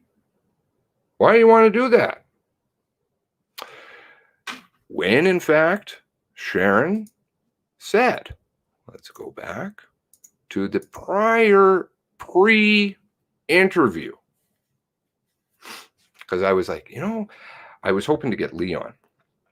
I want to know what your concerns are and what types of questions that you were asked, so we can see if that happens. Let's go back here. Not exactly sure where it is, so please pardon me.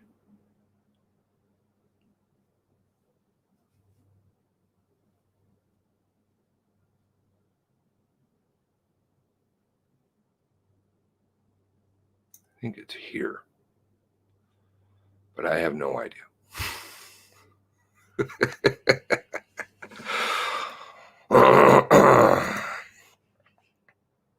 Keep in mind, this is in between the print article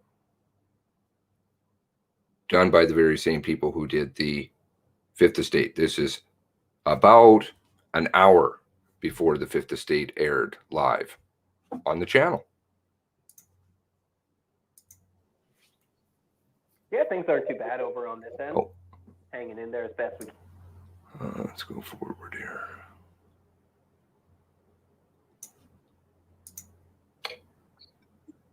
How much truth? Right. So far, Pretty sure you described it to them. Yeah. Oh. I just. Sorry. Please don't mind my terrible driving. So in respect to the article that came out, were there things that you felt that were relayed in the article? My biggest thing was when they said about a nondescript car pulling up and two officers getting out. I told them it was a gray four-door Hyundai type car. They neglected to say that. So it'd be interesting to hear if they do say that, because a lot of people are saying that it was a cop car. That it was a cop car. Oh, the very cop car that you say on television. The very same people who did the very same interview.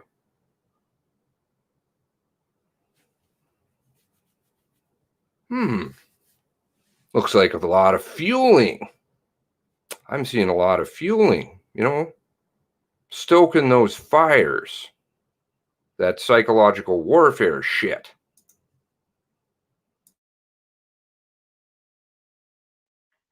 A lot of people are saying that it came from different direction that they did come from.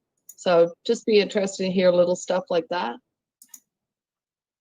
Yeah, I immediately found that very interesting. Like, it was within the first sentence or two that they said that, and I got thinking, I'm like, I'm pretty sure she described it to us, so I'm pretty sure she described it to them. Yeah. I described everything in detail to them, and that little blurb didn't really tell much. That's why I'm really looking forward to tonight, just to see if, see what they're going to put out there, I guess. And how much truth? Right. So far, there's been a lot of. So I won't continue to air it, but I will put it up. How much truth? Who employs these people again?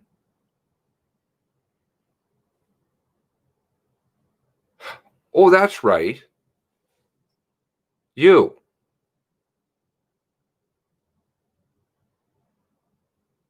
Lying to yourself again. You're bad, man. Gotta stop doing that.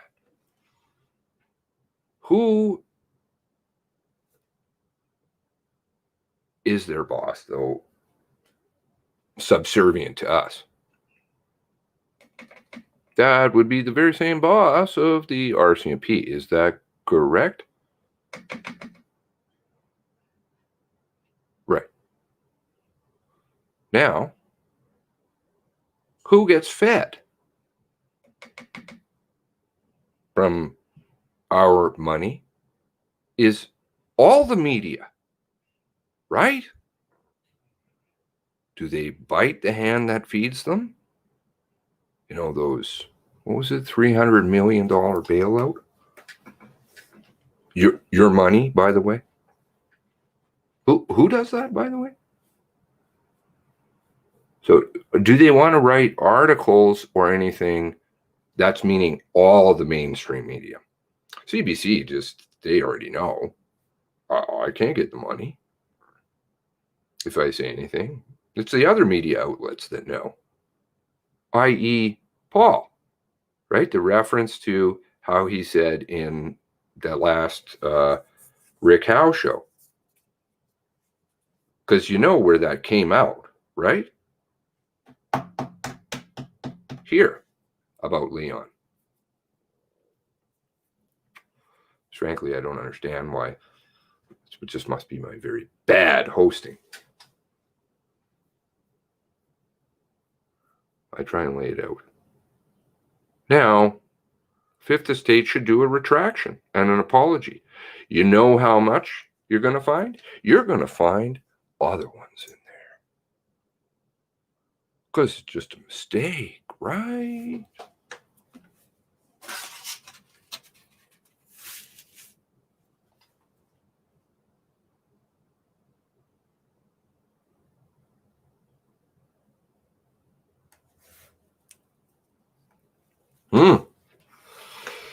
That is a tinfoil thought, sir.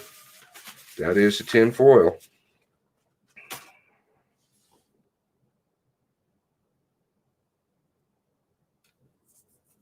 It's hard to wrap our minds around this stuff. The psychological warfare. And they're fighting it huge. Huge. First it was, just go away. Nobody will know. I'm talking to the person sitting there listening to this. Listening to me.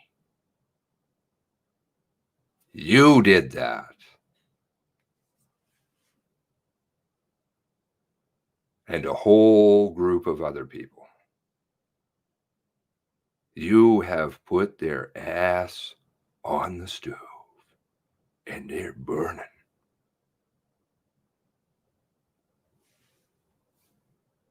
No, I didn't mean anything offensive by that. Burning. And they know it. And they have been for a long time in this. You keep dropping those facts. Peppering them. Emailing. Do you see the courage is starting to rise too in the people, which is amazing to see. It's amazing to be a part of. Where people phone the shit and say, where's the report? Phone the RCMP and say, what's the problem here? Write letters, tweet, Facebook, bomb them with stuff. Not the word probably I should be using, but information. Hold them accountable.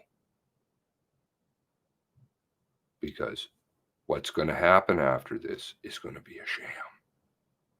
But it will be you, and has been, this whole time. And you need to take credit for it so that you get reinvigorated to continue to fight. I have never seen, and like I said, this is what I do. This is literally what I do. I'm retired. Been retired for a long time. All I do is study. And I've never seen them run like this. Nowhere in Canada. Nowhere. Not the government, not the RCMP, nothing.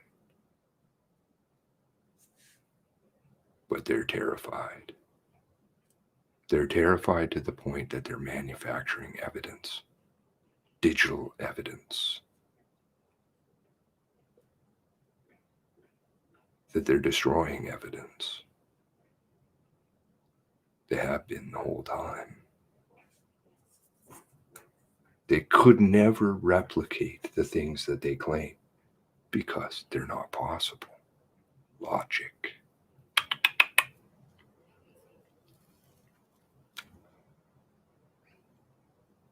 Yeah, he just got out of there in 26 minutes, because that just happens. Or whatever in the hell they want to say. Yeah, right. Prove it. I would love to go down on a road with taxpayer-funded houses. And I think, frankly, taxpayers would have no problem paying it because of the amount of anger within people right now for the deception, blatant, honest deception. And you do not deceive unless you have a real reason. Look how far they're going.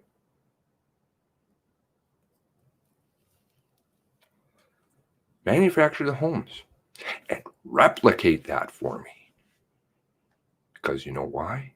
They can't.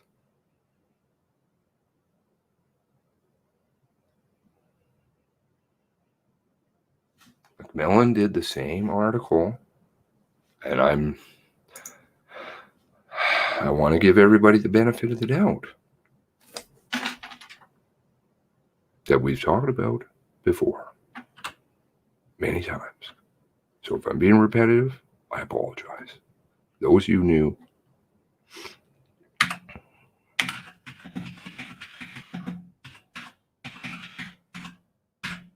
I just love my search history and listening to my phones. Go ahead. I'm having a good time.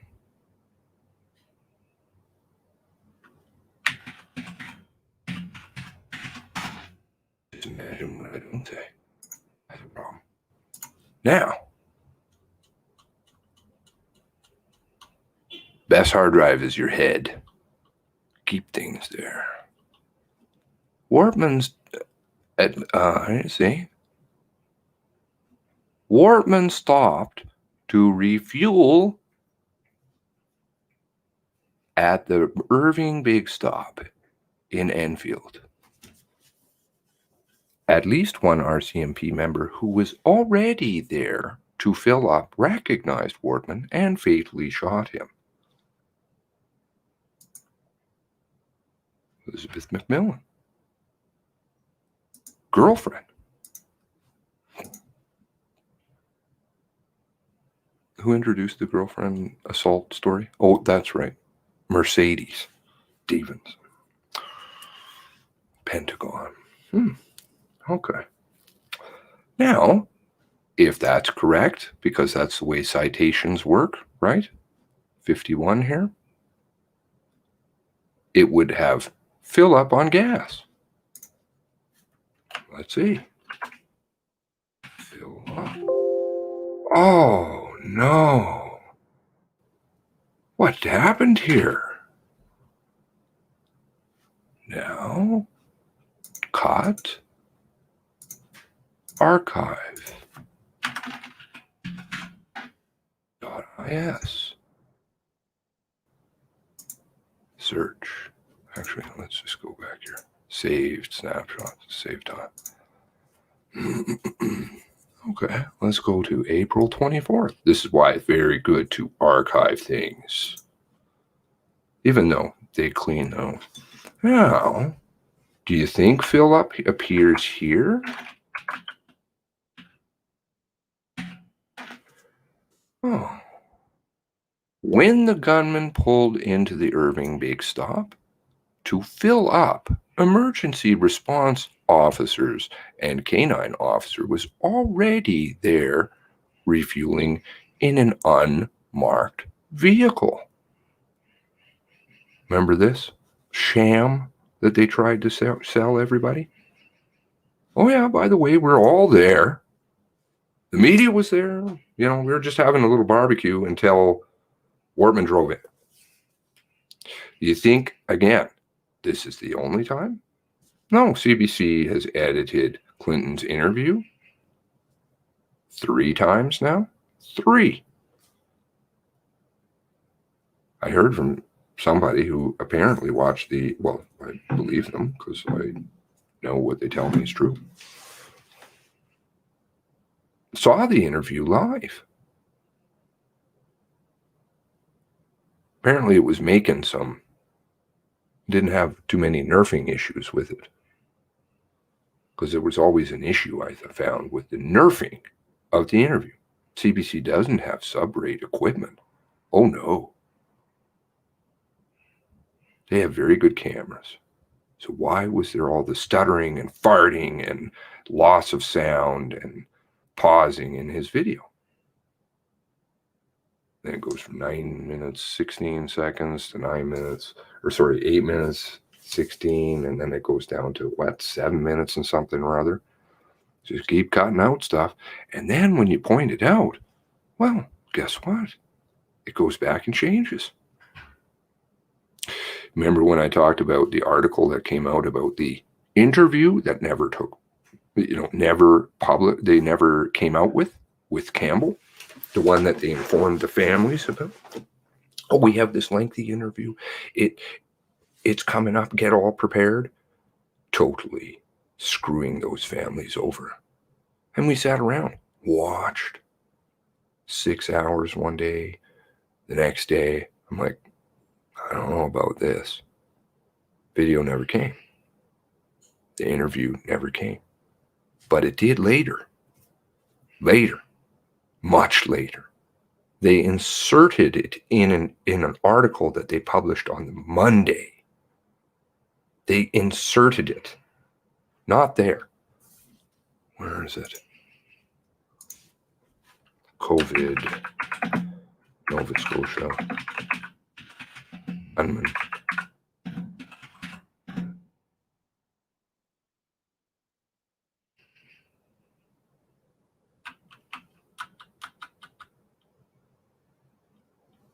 Campbell.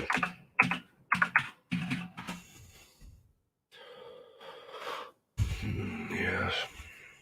Psychological autopsy. I think these people need a psychological autopsy. Performed by who? Boom. So, okay, I believe this is the article. There's our friend here. Here's Darren in this lengthy interview, which was quite badly done because he contradicts himself in it. Even the little clip that they pulled off of the cutting room floor. Bad. At the very bottom of this article,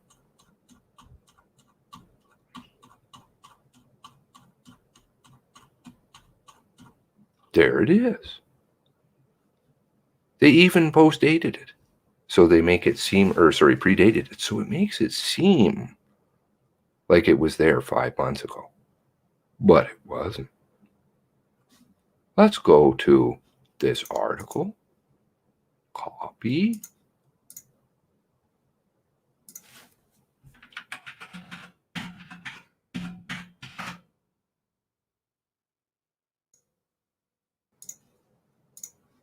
Still good to keep archiving, by the way.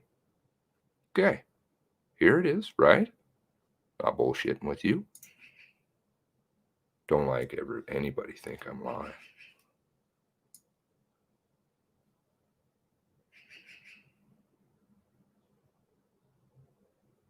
Oh, what happened? There seems to be something missing here. Where did it go? Let's look here. It must be wrong, right? It was to the extreme. However, it appears he did many things to the extreme. Let's go, because it should be below that paragraph, right? It was to the extreme, however.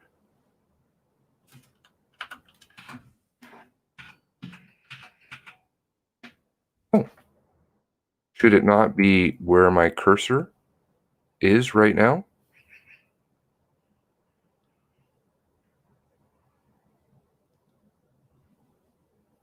If you use archive.org, they take it in and put it out. Sorry, they put it in, they insert it, and they take it out.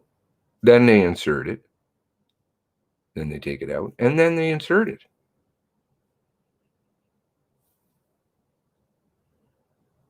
There's a pattern.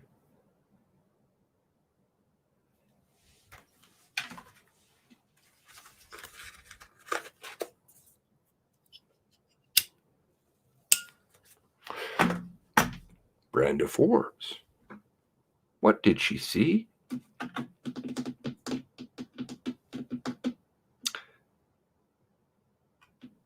When she came down from her flu downstairs, she, quote, saw him drag her out, right? Who's the one who supported that narrative? Who's the one who floated that narrative? Who's the only one who's floated that? One other person. And I do know the backstory on that one. So, perhaps that person may want to discuss that at some point. I'll leave it with them. You can always retract things you say. If you're exposed as a liar, it's pretty bad.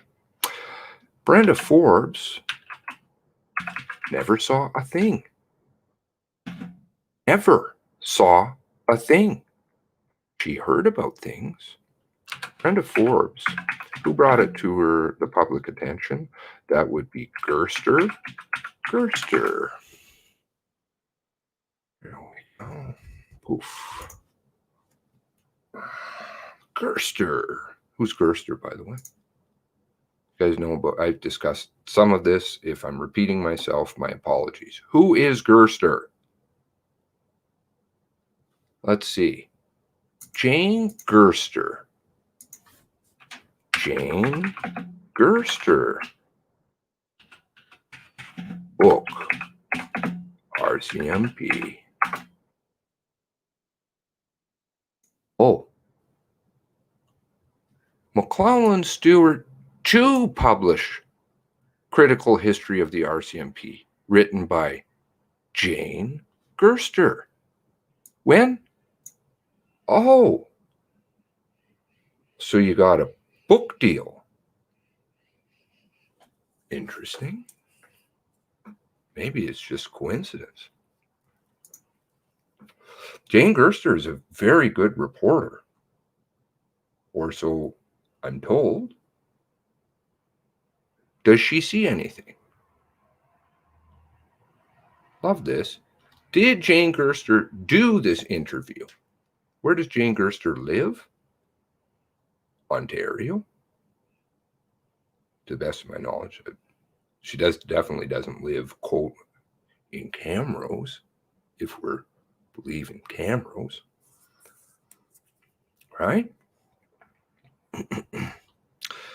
Brenda Forbes, whenever you see somebody needs proof, and they start it with that, ouch.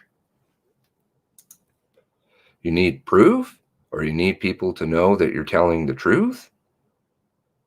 If you're starting a sentence with that, or introducing somebody, I want you to know I'm telling you the truth. How about I just met you on the street? I want you to know I tell the truth. You know, I'm really truthful. Do you think that reeks of truth? Or does that sound like somebody who might not You telling the truth? So the other day, Forbes balanced her iPad. When? Sorry, the other day. When? No day. Balanced her iPad on her lap and set it to start recording and called Glenn Wortman on Messenger app from her phone. Hi, Wortman can be heard saying. His voice is slightly muffled. The screen is what? Dark.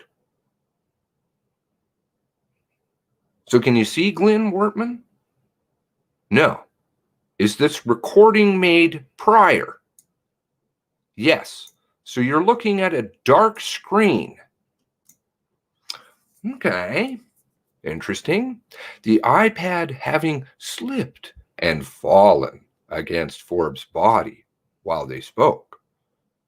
Wouldn't you want to see the person just to make sure they're telling you the truth? Wanted proof. Screen is dark. It's getting more shady. How's it going? She asked back. Let's skip ahead here a little bit. Where is it? The muffled voice. Muffled. Oh, they changed the article now. This would be interesting. Don't worry, I've archived that as well. Global. All good. Here we go. Hi, Wortman can be saying. His voice slightly muffled. And the screen dark. Why? That doesn't sound like anything. But, you know, Global News has verified the audio with Wortman. I've got a question. This is a real tough one. A real toughie. You ready? Ready for the real tough question? How about you interview Glenn Wortman?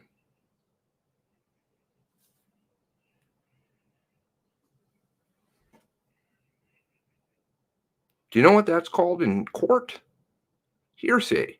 Do you know where it goes?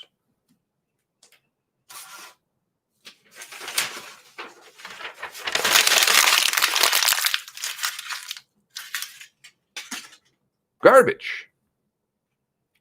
Goodbye. So anything Glenn says is garbage. Unless you talk to Glenn. But it's a tough one. Real head scratcher.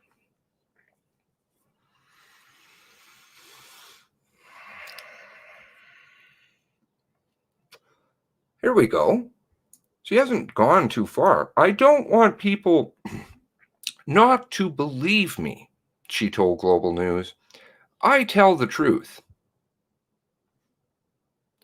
If I hear a person talking like that, and I haven't known them for an exceptionally long time, I would run very far from them. Because I know what they're saying is the exact opposite. And they're trying to convince me that they tell the truth. If you tell the truth, you don't need to convince a person. Funny how that works.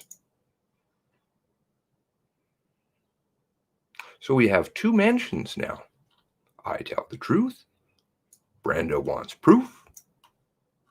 I don't want people not to believe me. Do you know that she says this in every interview? I'm surprised that she didn't say it with the Fifth Estate one. So I should retract that. I don't believe she says it in the Fifth Estate one. Perhaps she's been watching. Perhaps they've been watching.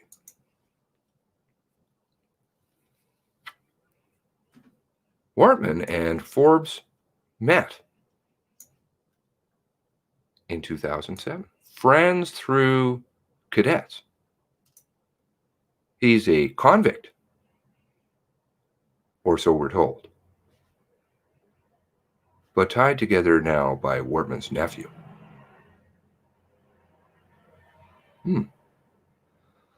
Okay. The property dispute, yes. Global News verified the audio with Wortman. Oh, here's some more good stuff. So you talked to Wortman. So you actually spoke to Wortman and said, is this your voice from before? How about you just ask him some questions when you got him on the phone? That's a real toughie. I know it's hard work. You know, might not get your book deal and stuff.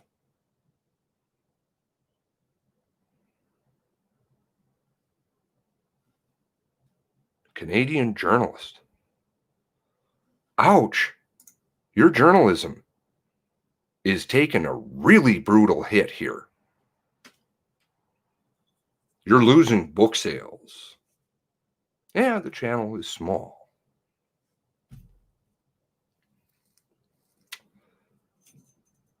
Am I claiming that you're lying? No. Pretty shoddy journalism. Yeah.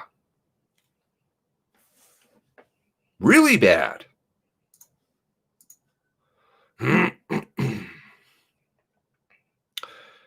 Because she wanted proof. What is that? That's the fourth mention. How many paragraphs are we in now? 1, 2, if you want to count this one. Sorry, this first line, but you have to because it's actually, funnily enough, got it in there. 1, 2, 3, 4, 5, 6, 7, 8. You're batting 50% here. 50% of the time, you're telling people you tell the truth. And you need proof of people that they're going to go and talk to later to ask them about something you did before.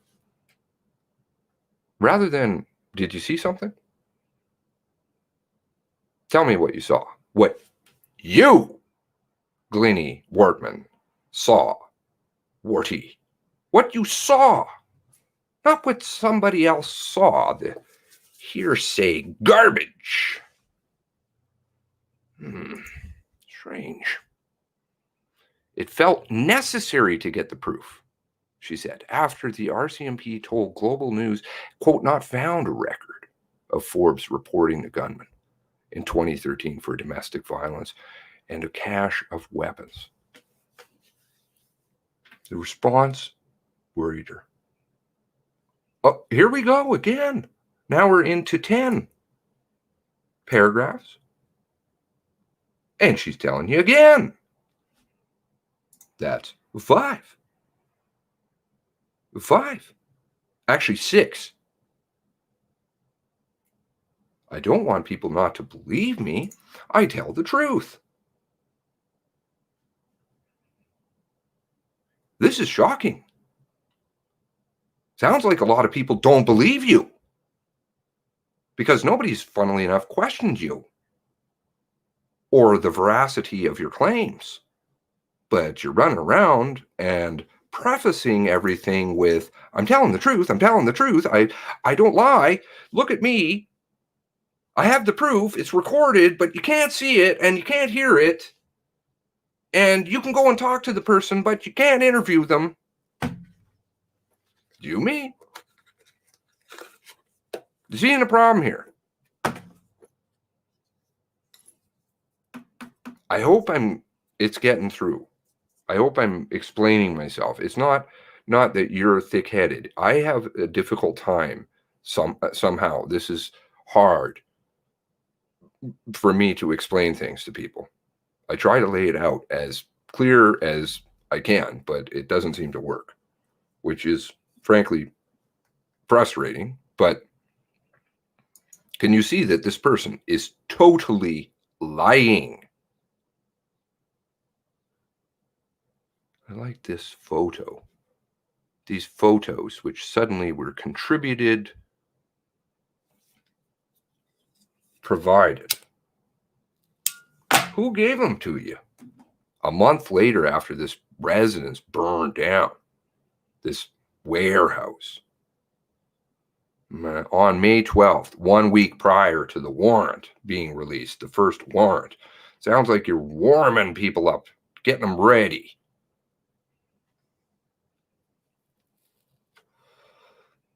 Oh, look at these pictures. Look at this other stuff we've got releasing for you because we'll distract you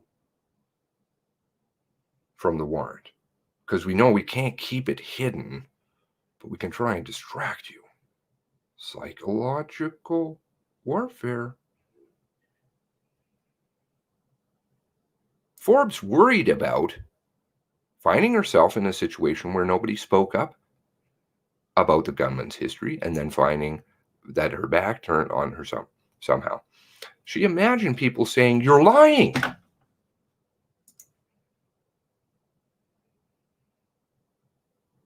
Are you getting it?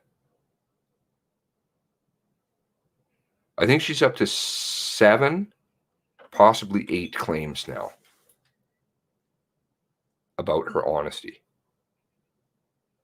I wouldn't trust this person with a paperclip. And frankly, in a court of law, she's completely inadmissible as a witness. Bye. There's a coffee machine outside. That's what my grandfather would say, something like that. Please, you're interrupting our proceedings. Leave. Thank you. And you're wasting my time. He didn't have a lot of tolerance for people when he was on the bench. No, the hell I'm not. Oh, she's still going on, insisting her truth-telling.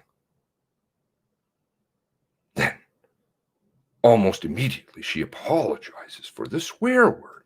Do you know, actually, I've been bashed, funnily enough, over at the Facebook by a certain individual. One particular individual.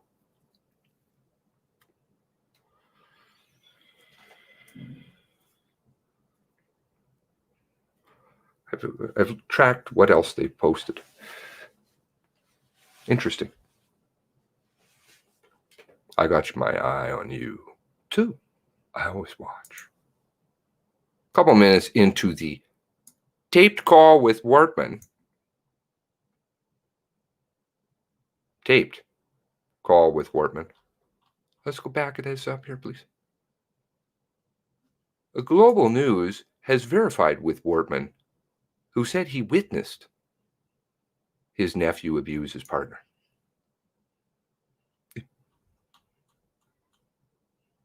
Why? Did you not just ask him? Because you can't. And frankly, if you see it come out now, oh my, that is going to send some serious alarm bells. You fucked up a big time. And you're fucking up all over. Given over to a reprobate mind. There you go. Reprobate. Anybody who plays along with this garbage, and I know that you're watching. I know that you're watching. You have a chance to get yourself out of this stew. But you're going to get in big trouble if you keep going this way. Don't think you can hide.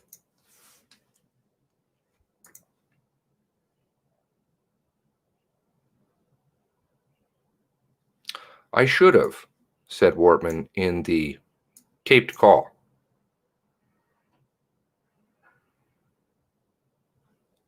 He would have killed me if I still lived there. The proof. I thought she already knows, doesn't she? Doesn't she know? Doesn't she know? Why does she need proof? She knows.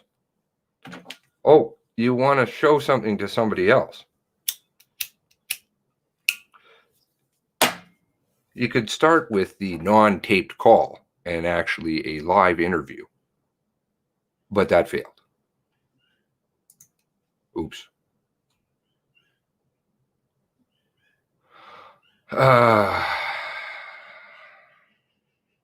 Forbes said she'd see him shoot guns off that deck.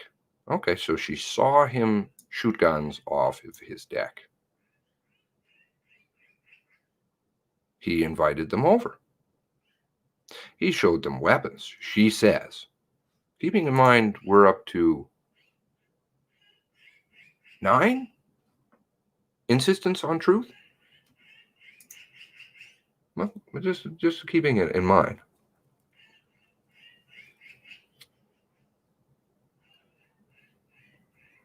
And is it a terrible thing in the country to shoot guns off your deck on your own property? If it's illegal, yes. I don't believe it is illegal to shoot weapons out there. Oh, wait until the people who control the RCMP, what do they like to call it? They don't even know the name of their own program. See, it's so old, I don't even remember. PAL.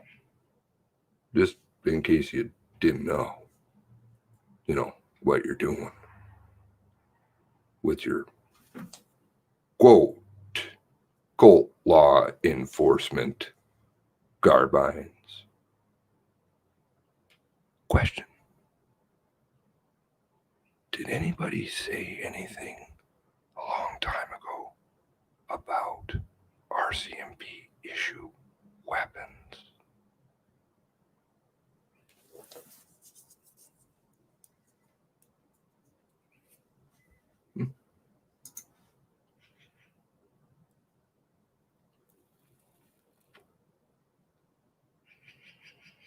Logic. Does this sound like a sentence you would say? Question that was posed to you and your response. Both me and my husband looked at each other and said, what was the question? Asked him, can't attribute it, if they could help him get weapons. So it's not a quote, obviously, because it's hearsay. Both me and my husband looked at each other and went, no, Gabriel, that's illegal. Tisk. No. Does that sound like something you're going to say? No, you're just going to be like, get the fuck away from me, man. No. Or perhaps I'm going to phone the RCMP.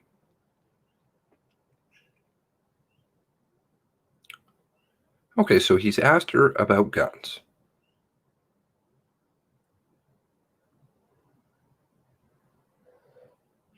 Forbes remembers being introduced to the gunman's partner around about that time. But it wasn't until a year or so later that his partner, the same woman who hid in the woods overnight with the no coat, which then suddenly turned into a goat, which suddenly was thrown away, because it's very logical to throw your goat away when it's sub-zero temperatures, because the police will find you when your coat is on the ground somewhere else.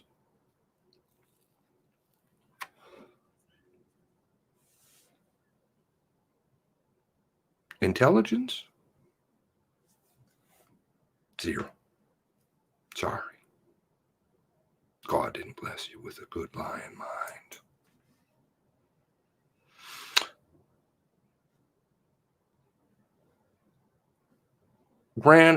Ran crying to Forbes' house, saying the gunman had beaten her and wouldn't let her leave, blocking her car in the driveway with his truck.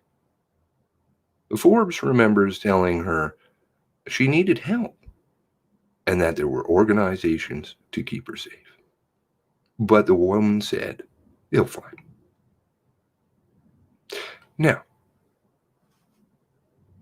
am I saying that is a terrible, terrible thing if a woman is getting beaten?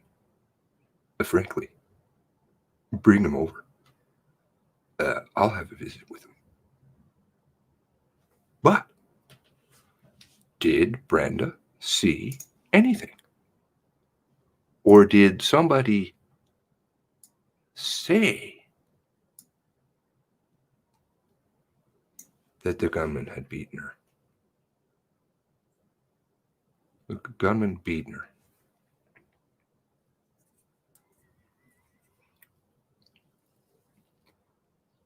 So, 0, you're batting 0 right now.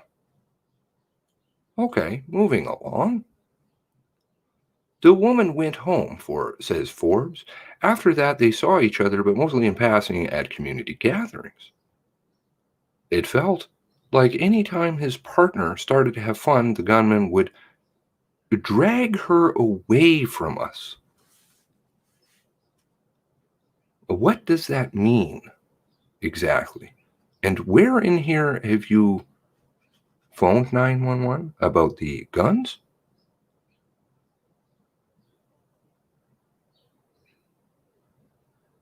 You can report it to other police departments. Perhaps the abuse that you didn't witness. Or maybe they just didn't hear about it because it didn't happen.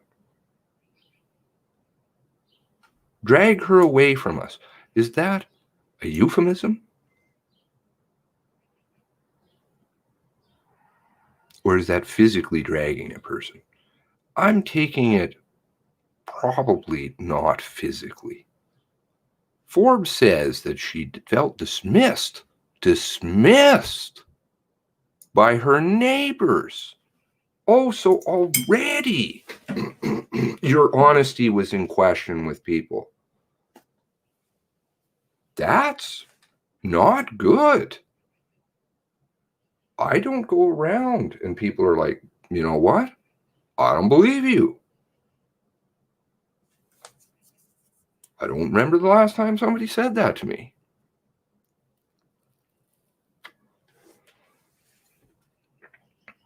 Yes, be interesting to see. But I don't think we're going to see this person a lot more. This person.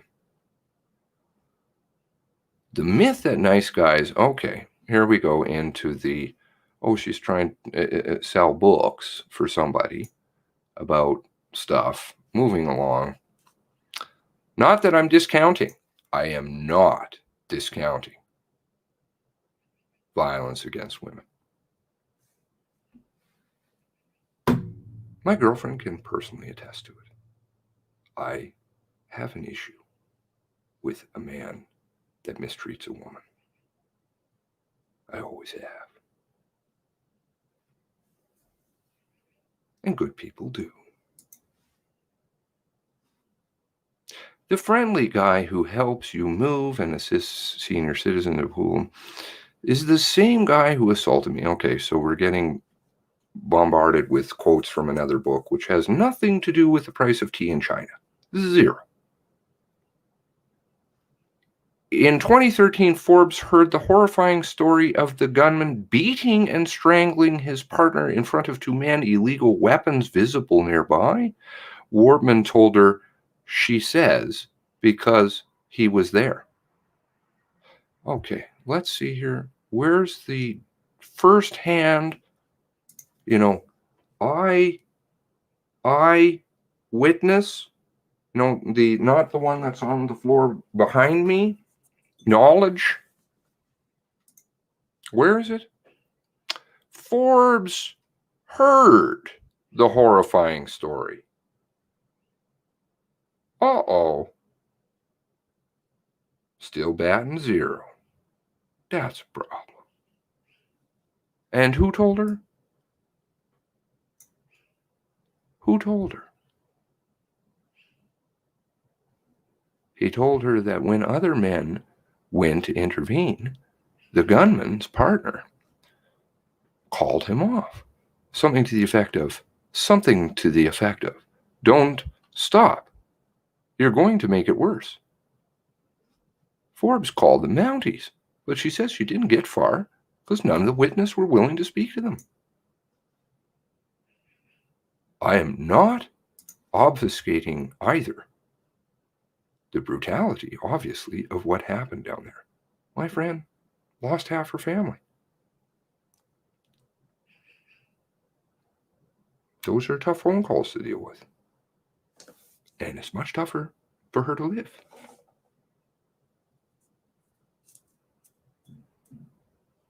What took place down there was brutal. Doesn't need soft music. Doesn't need wind in the wheat and production quality with music and bullshit from Global or other media outlets. What it needs is truth. I like truth. You like truth? I know you do. And I know they hate it. That's why we're getting somewhere.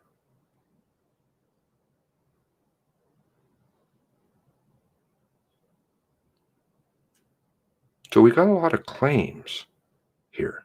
Claims, more claims. Still batting zero.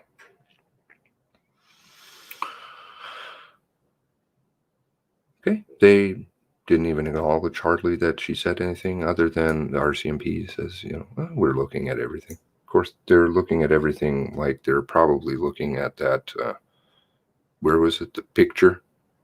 Oh, yeah. Oh, no, that's not it. I'm going to use this in something. I like it. Makes me laugh. It's kind of sad.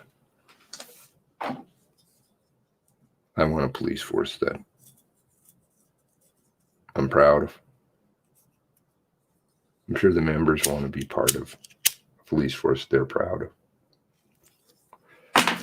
The way it used to be, maybe, or should be. The kind of thing it isn't right now. The shame, the distrust. Hopefully we can get that turned around, not by defunding them, but by restructuring and firing all the people at the top, getting rid of a ton of the bureaucracy, and let it be known, prosecuting liars who contributed in murder and the cover-up thereof. A Mountie told Global News that the Global News is not identifying. Source? Zero. That's a zero source. That's hearsay.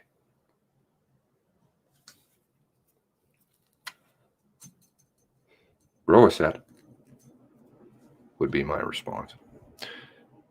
Sometime after the 2013 incident, which she heard about, so she was told, by somebody who was a muffled voice on a black screen that they called to verify it, but never really asked him anything about it. Forbes says she saw women who were not the gunman's partner coming in and out of his house for a while and mentioned it once to Wortman. My. She's got big cojones. Big cojones. This man is so terrifying that we'll find out she's terrified of him. That she's going to go and confront him about what he does in his personal life. I'll throw it out there. Perhaps she wanted some and didn't get it. That is very rude and brutal of me to say, but it is true that Mr. Wortman does play around, did play around. Very much true. Common knowledge. George went out on a military tour. Are the George and is Brendan George together now? I don't know. She thinks he must have gotten drunk and let it slip to the gunman, who came to her house one night screaming at her and her husband. Okay, so she's heard screaming that she accused him of cheating when he's drunk. Frankly, I don't think I'd like to be accused of cheating. I would never, but honestly, Wouldn't make me very happy. I don't like liars. Anyway, moving along. But she's telling the truth, right? She is telling the truth. He did play around. When George went out on military tour, Forbes would see the gunman drive up to her house and park in front and what? Beat her? No, sorry. Where's my glasses?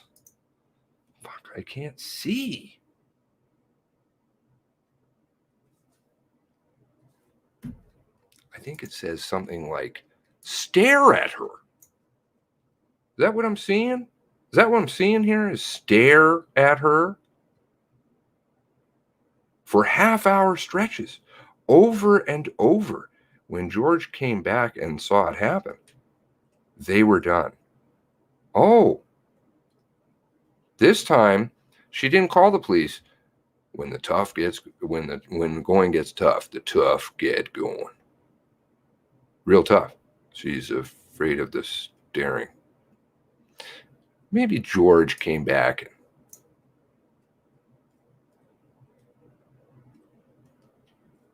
at a bad time.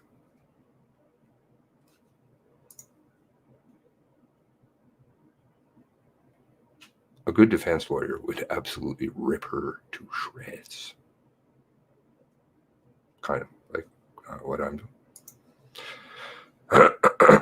The couple moved to Halifax in 2014 and then back to Alberta in 2019. Where does he live? Bass River. Where did she live? Oh, that's right. When pointed out to her that she lived in Nova Scotia,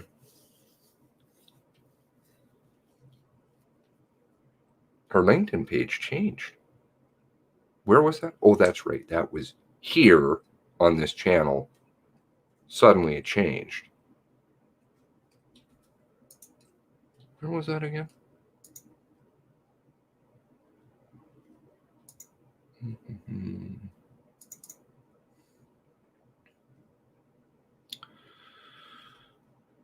Computer is not happy right now.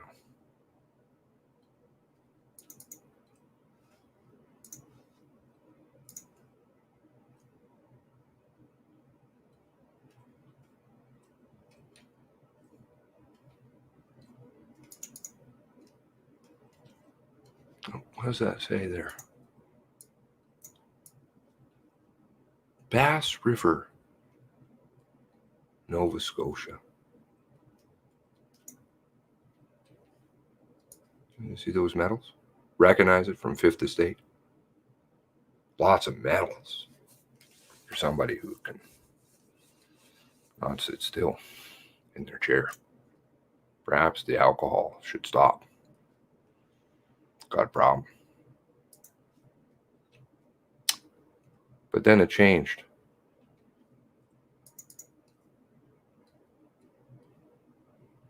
Oh, this is their old one, sorry. Bass River. Where does it go to now today? If you look it up. Maybe I didn't even take a picture of it.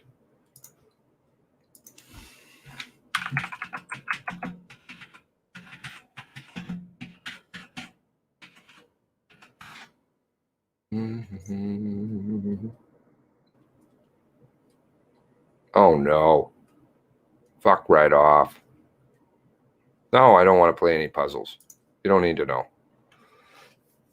Those of you who want to go, please feel free. I'll copy the link. There you go. Copy. Paste. Boom. Now it says she's living in Camrose. As soon as I discussed it on video, that didn't work out so well. Okay, moving along. Oh, wrong page. Where did we go here? Here we go.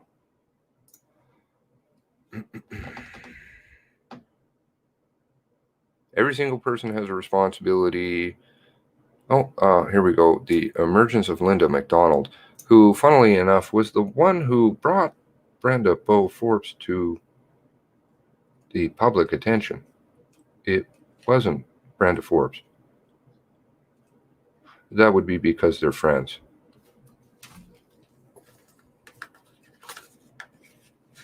Bias? Oh, I smell it. All over the place. Connections? Oh, it's everywhere. They're deep.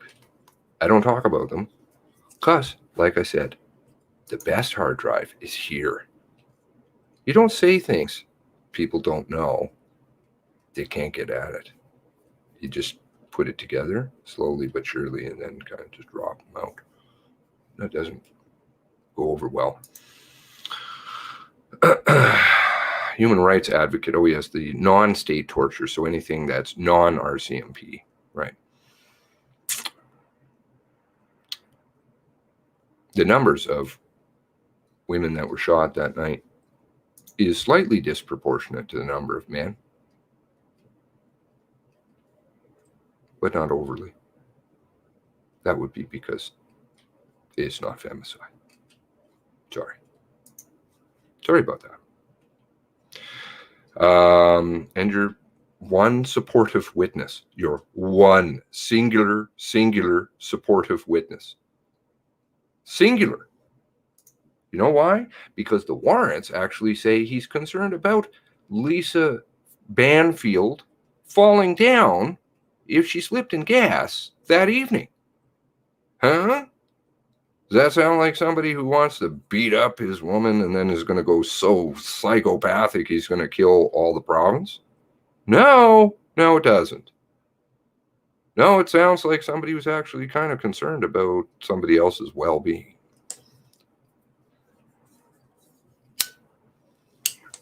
Warrants, discussion of restraint, 0. Thus far, 0. Maybe they'll come out with that like a coat or something.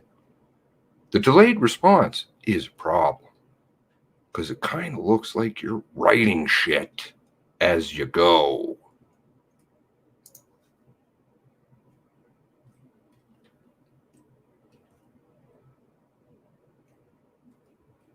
Well, I feel badly that this person was assaulted. So I'm an advocate. You're an advocate for hearsay. You're an advocate for something that you've heard. Go and talk to the people that know. Global could have. That's right, when they were asking him whether that was his voice. Well, but they didn't. That's because nobody has. A big fat 0. The problems. So, does the media play games? Oh, fuck yeah. Look around the time of every warrant release. Here. You'll see. Before or on the day of or slightly after. Right in there, you will find they do interesting things. Oh, Christ, man. That. Or ma'am. You know, paper. I just got paper everywhere. Paper. But it's still best in my head. I don't want people getting in there too much yet. I don't want to give my stuff over to certain people. There's there. It would come out if it's in a genuine place. Otherwise, it can just be weaponized, like a coat being found. Think about that for a moment. Logic. Not because I have dandruff. It's just logic. Gray cells. You're freezing. You're outside.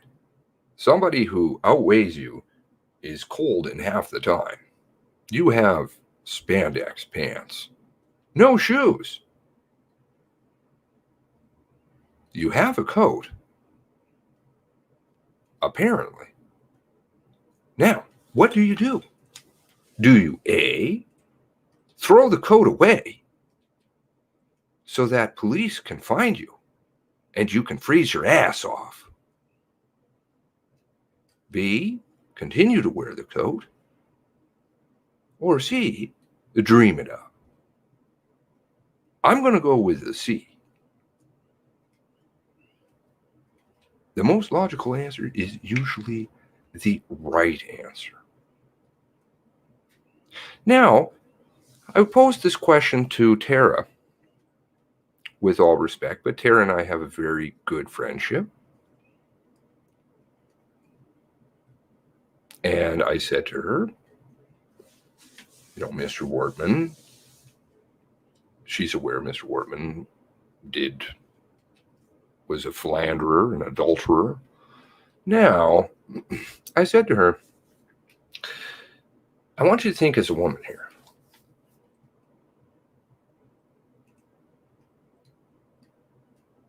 Perhaps you know somebody who's been abused. You've been abused yourself. I'm just posing the question generally now. Let's just change shoes here. So now you're in Lisa Banfield's shoes, which, thank goodness, you're not. Because you're not like that.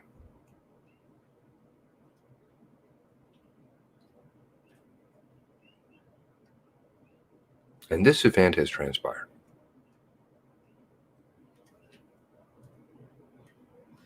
With all of his philandering, there are quite a few women. Is that correct?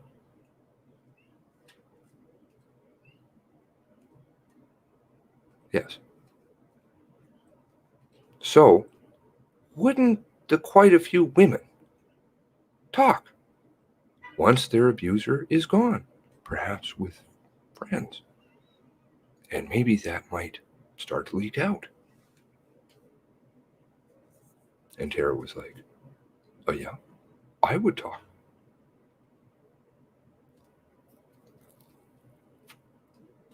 Why does one person only speak? One who didn't see anything. So that means basically nothing happened. At least that there's proof of. Hospital records, perhaps? Oh, those are noticeably absent, missing, just like the other women, who I've heard from a couple.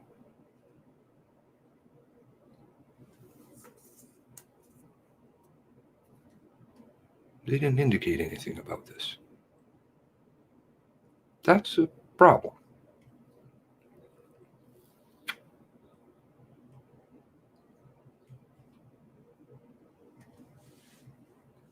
Isn't it? You have somebody who saw nothing, who can't prove anything, that insists to you 8 to 9 times that they're telling the truth, records things that needs to be verified, but the person who verifies it doesn't get asked any questions, versus people that have actually experienced it or not experienced it. Ouch. Did you notice, same thing with Joy Maccabee and RCMP and the police in the news articles, but she said that she learned later they were RCMP officers. Word mind games. Joy Maccabee down in Onslow.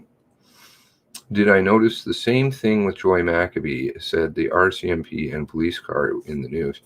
I don't know. Was it misquoted? I don't remember her interview. I think I have it on the computer somewhere, but did she actually say that she saw the police car?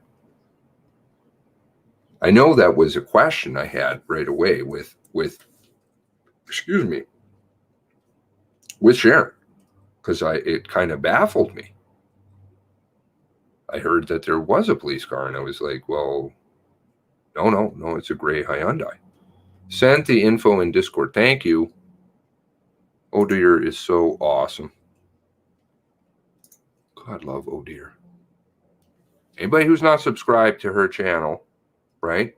Sorry if I'm doxing you. You know, you're in that 51 percentile group.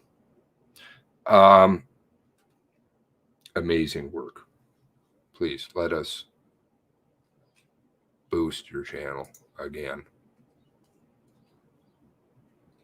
I don't do it enough. That is very clear. I like to support people who have been so helpful, and that's just good. It's just a good way. She has been working her tail off.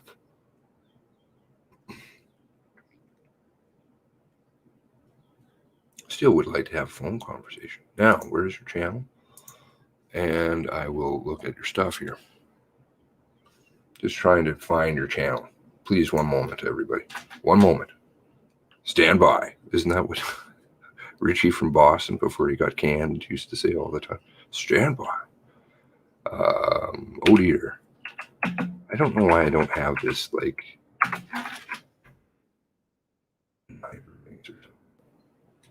Probably you're linking it, and I'm like sitting here looking at a screen. Okay. Likewise, please support, Steve and Adrian. Adrian, who's going to come back. Yay. CBC News source.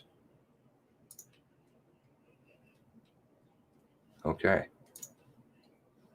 While cooking breakfast at RCMP vehicle suddenly shot in a row. She said she saw officers getting out and immediately began firing multiple rounds. Are they playing word games? Because she doesn't say the car, right? Thus far.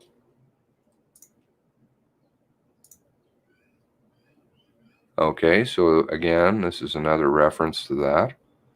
27 seconds into video. Excellent. Thank you. My apologies. Stand by. Please stand by. How do you do this here? Please do this. Thank you. The 27 seconds. I can minimize that now. And I can do this. And I'll turn this on.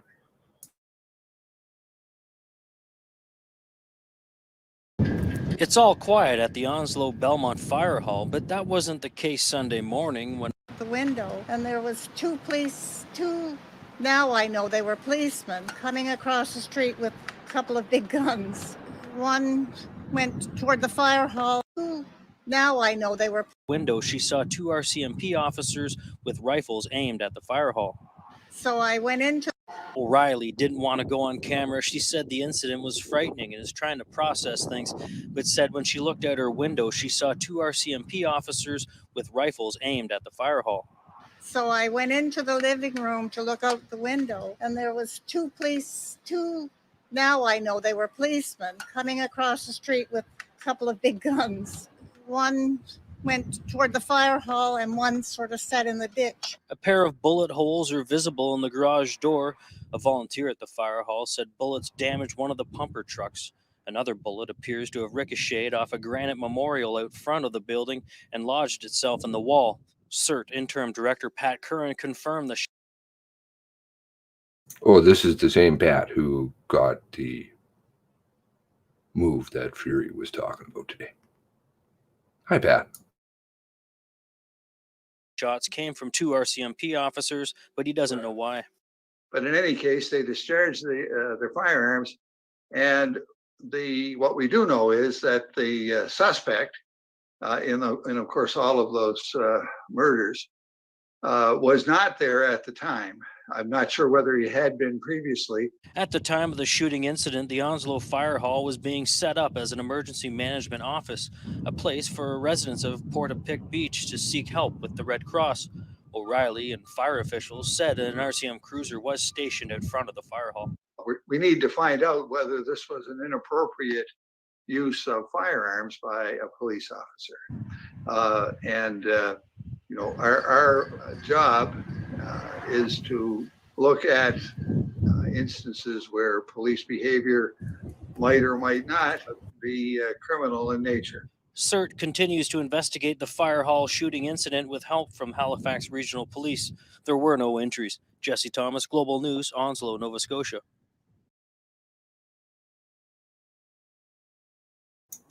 Wow. Well, that certainly seems like really selective.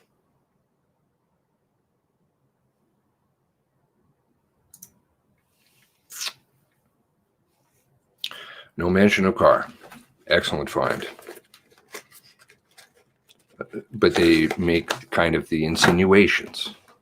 Why do you want to make the insinuations? Because people's natural conclusions are to go to something else.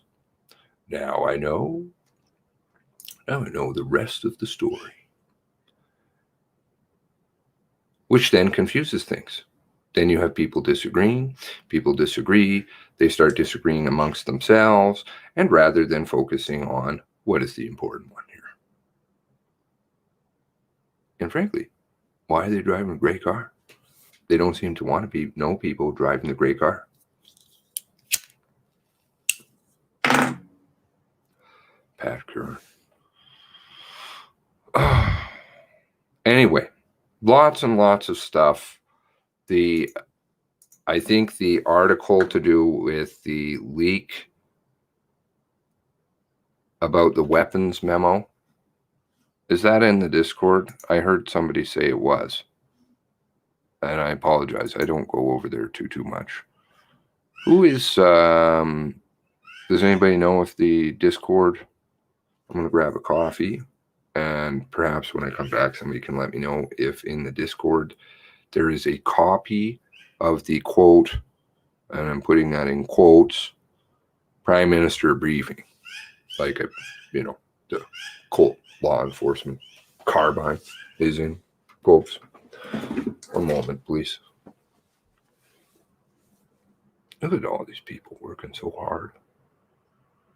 So great. 375. Bang on. Nice round number.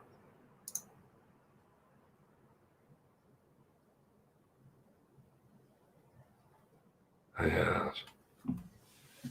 Kippy.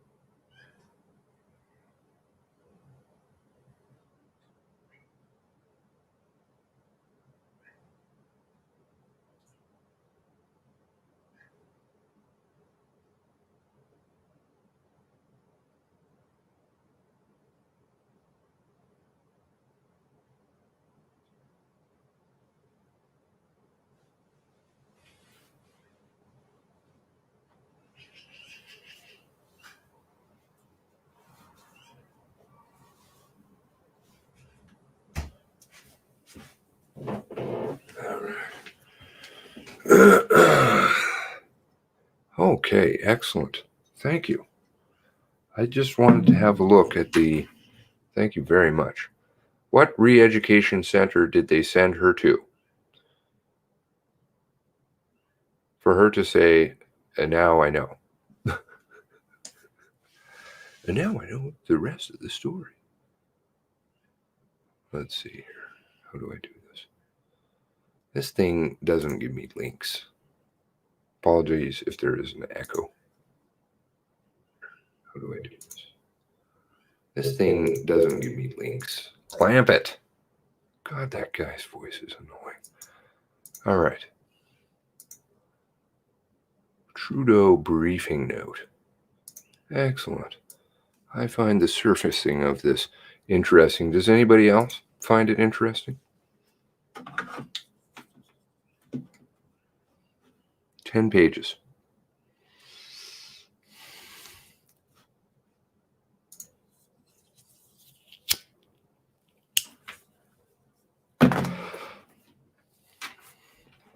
April 24th, 5 days later. You know he was notified that night. Oops.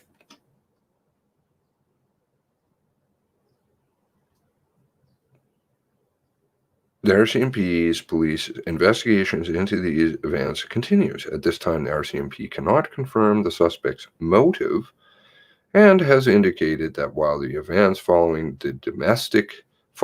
a domestic dispute, later victims were not unknown to the suspect, which suggests that these acts may have been random.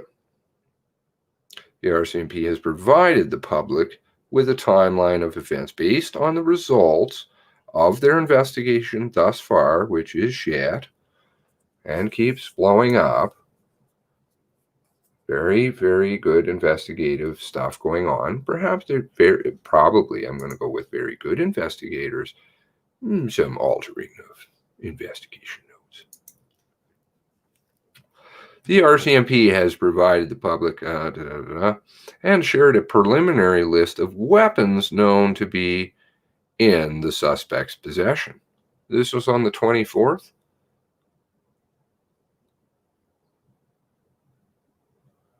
It was vague, very vague. Kept bouncing all over the place, too. Had a shotgun in there at one point. The RCMP has recently established a public tip line to assist in the investigation. Oh, I bet they did. Of course they did. Please send us your goodies so we can fuck with it and write it into our story. Seems like that's still kind of going on. There are also 2 ongoing investigations conducted by the Privy Council will keep you appraised of related developments as they become available. 23 Canadians set fire to residents, outbuildings, and vehicles. You'd think they'd know how many by this point. Especially to the Prime Minister. Incidents came to an event when Hubley, officers shot and killed the suspect while he was filling up on gas because he just drove in. The RCMP H Division Major Crime Unit initiated its investigation into 16 crime scenes. Didn't that drop? Did that drop? 16? I thought numbers changed. Or am I wrong? Somebody can let me know. That would be appreciated. It is also investigating. Pertains to the shooting of the suspect by a law enforcement officer. Not going to disclose what the other one is? To the Prime Minister. To the Prime Minister. Classified. It's unclassified for him, but you can't tell him. There's been substantial media coverage of this incident, which represents the deadliest mass shooting in Canadian history. Perhaps this little blurb here, I think I'm going to take a picture of that.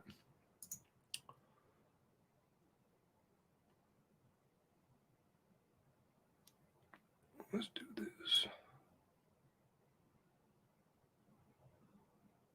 Okay. We'll do a little highlight there too.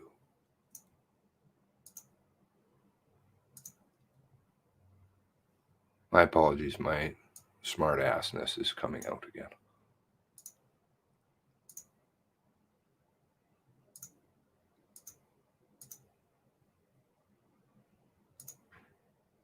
Deadliest mass shooting in Canadian history. Okay, thank you. Thank you for that. McNeil, Why are you crying on TV again? About domestic violence, the woman who got arrested, which is going to come into play later in this story. They will bring it up so that Lisa doesn't have to testify. Strategies they have really blow. Like, they're quite terrible. They don't think that a normal human being can see through their garbage. Well, perhaps one that's, or ones who are spending a lot of time, like you. Yeah. We'll send that off to McNeil on his tweeties. Excellent, thank you. Sorry. Just because, you know, his most major event was, what did he say? The lady who got incarcerated for being drunk and was belligerent with police in Halifax Regional Jail. The one with the very serious fentanyl problem. A number of new details obtained from journalistic sources continue to emerge. What? Journalistic sources. This is the RCMP. Who does the investigating here? I hope it's not Jane Gerster. I really do, because that's going to be a problem. You know I'm really fucking facetious, right? Based on information received from other departments and collected from media's reporting the incident, the Privy Council office, I wonder if Miriam still has some dealings with them, can provide the following as it pertains to the incidents which occurred, can provide the following. What is known of the suspect? Gabriel Wortman, born 5th July 1968, was a denturist, owned several clinics and businesses in Nova Scotia. Yeah, this part is. He was in a relationship with a common law partner, to which they didn't know, right? Did they know by that point? I can't remember. I don't think they did. Weren't disclosing that yet. According to open sources, Mr. Wortman, whose business were shuttered because of COVID-19, was obsessed with RCMP, had a fascination with weapons such as airsoft and saltpeter stink bombs. I remember setting one of those off in a museum. Struggled with alcohol use. Also, according to open sources, Mr. Wortman had several encounters with law enforcement. The latest occurred in February 2020. In this instance, he had a confrontation with Halifax Regional Police due to claims the HRP. Okay. Car 54. Where are you? Submitted by Gabriel Wortman. Same day, ticket, Dorrington. Due to claims, HRP's vehicle was parked in one of his business lots without permission. Other HRPs were also ultimately called to de-escalate the situation. Following the altercation, Mr. Wortman also received a speeding ticket from the RCMP. Prior to April and February incidents, Mr. Wortman was publicly reported to have pled guilty to assaulting a male victim in Dartmouth. 2001, he is also reported to be involved in 2 civil suits regarding with regard to his properties. Well, it seems like Branda's stuff is noticeably absent. Noticeably absent.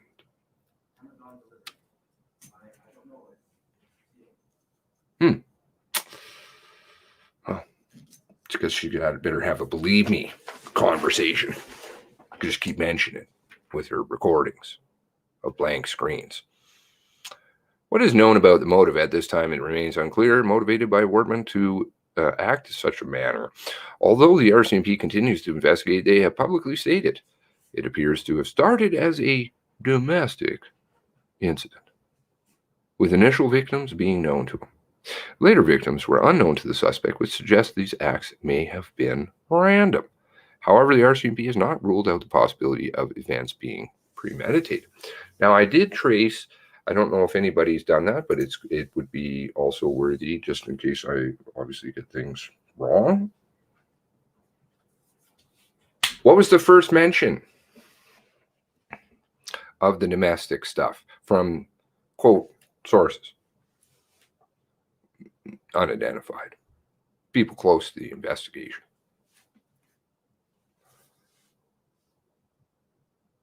If somebody could find that, that would be great. I believe it's the Mercedes article, which has since been deleted. On the 22nd, Mercedes, who worked for the Pentagon. Nothing to see here. President at 20 of the strategic stuff. Kind of an interesting character. According to open sources, but I would like to know, just so that we can find out who's saying what, because I think that's going to have to come out. According to open sources, the shootings began after the suspect argued with common law partner at a party. This is 5 days after they've interviewed her for the first time. They're going with party. Okay. As a result of the argument, the couple left the party, Mr. Wortman's cottage, where he assaulted her and tied her up. You know, we got her tied up and escalated the argument. Of note, media reporting suggests, so left the party for the cottage. So he tied her up, but he was worried about her falling down.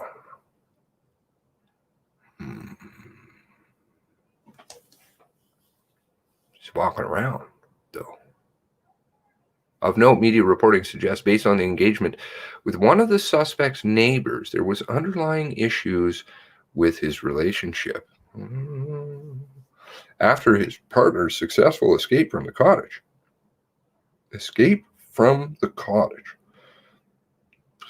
Mr. Wortman left his cottage, began a sequence of criminal events at location of the party where he and his partner had attended earlier that night. Open sources have reported that the suspect did have a list of people to target, but not all people were on that list.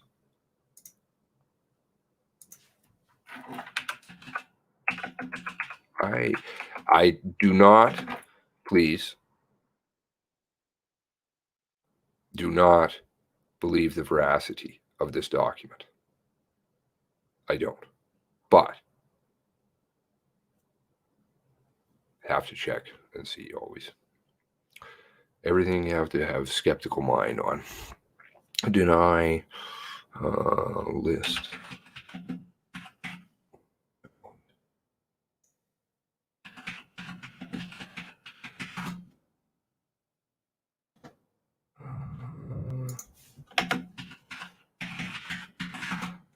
Mail, right?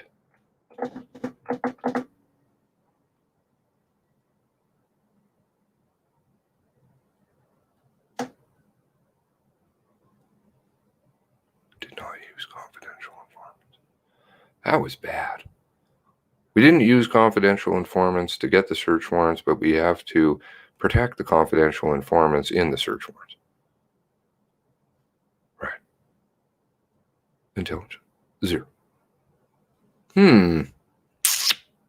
Gold mail.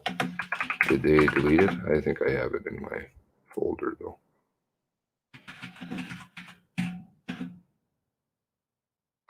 A4.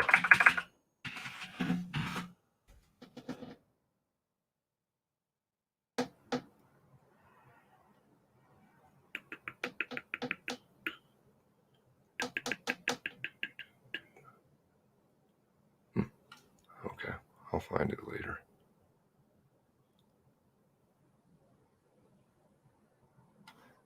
They quickly got rid of the list. Now they're saying the list's back. Just tuning back in. Interesting timing. This is fucked. So now thank you for sharing this, by the way. Oh dear. This is very helpful. It helps me.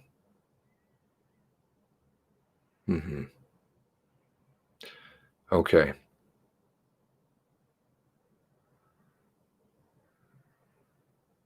What is known of the timeline? On April 24th, 2020, the RCMP provided the public with a timeline of events. This timeline presents a sequence of events which can be split into 3 clusters.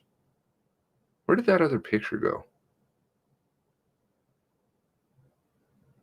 You know, the one that's been removed. Where was that?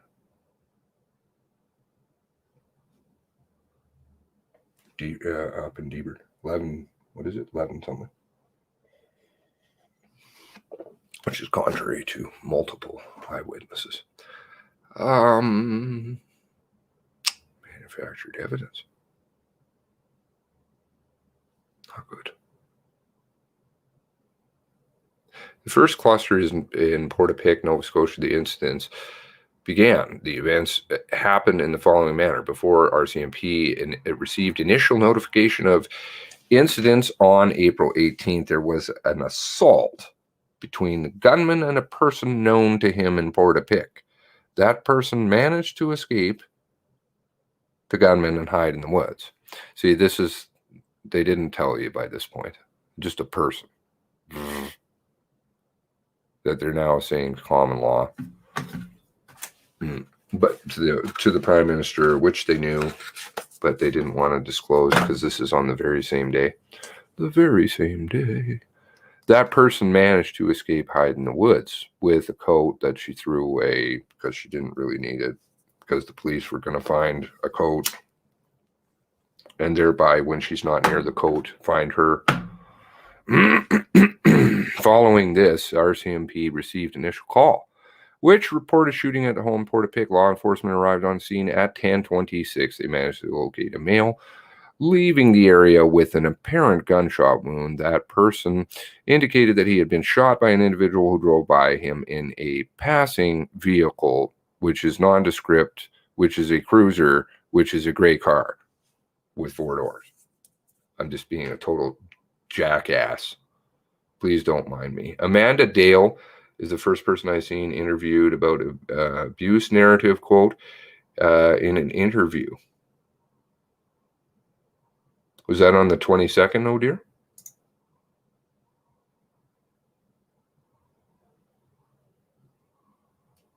I believe it was the 22nd. Amanda Dale. Steve, can you note that down, please?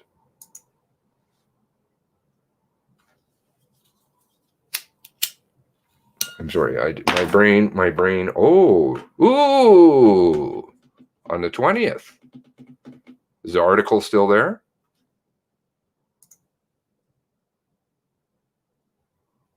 Quote, we have people on the panel that live in the community.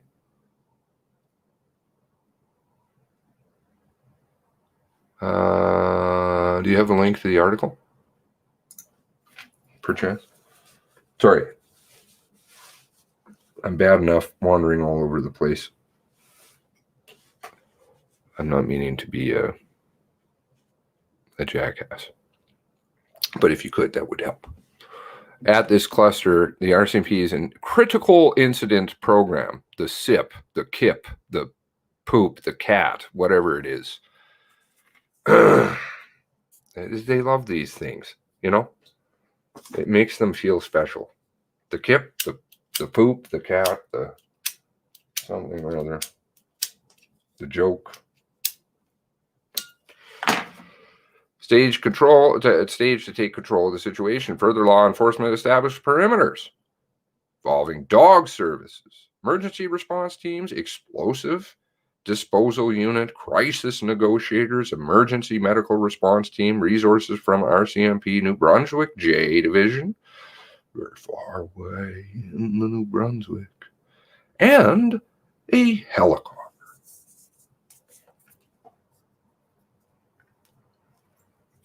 It's never happened to go up to Wentworth or anywhere around there. Yeah. RCMP tweeted at 10:32 asking for people to stay in their homes and avoid the area. Sorry? That's a lie. That's a lie. That's a lie to the Prime Minister if we were buying this, which I'm not sold on. That's a lie. 10:32? Excuse me?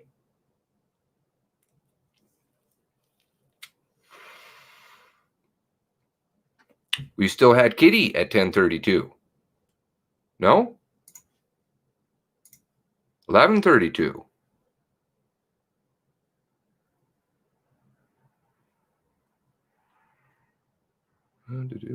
Tweeties. Unless I'm going to eat my shoe here. That's just very possible. 11:32. Firearms complaint. Oops, you lied to the Prime Minister. Oh my goodness, how could you do such a thing?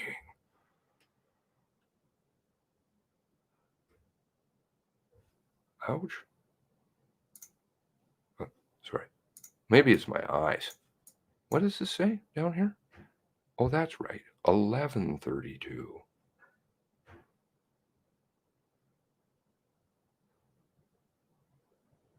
Oh no. They're just going to put it off as inept, incompetent. Don't buy it. Don't buy it for a second. For a lengthy period, leading the first night, first responders cleared the residence.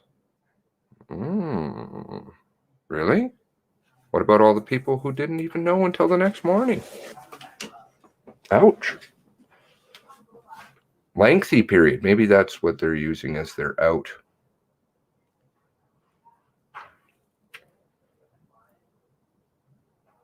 But the indication is that they did clear them all. They didn't, most certainly. Searching for the suspects and assisting the wounded. Ultimately, 13 people were killed in Portapique, with one individual also wounded.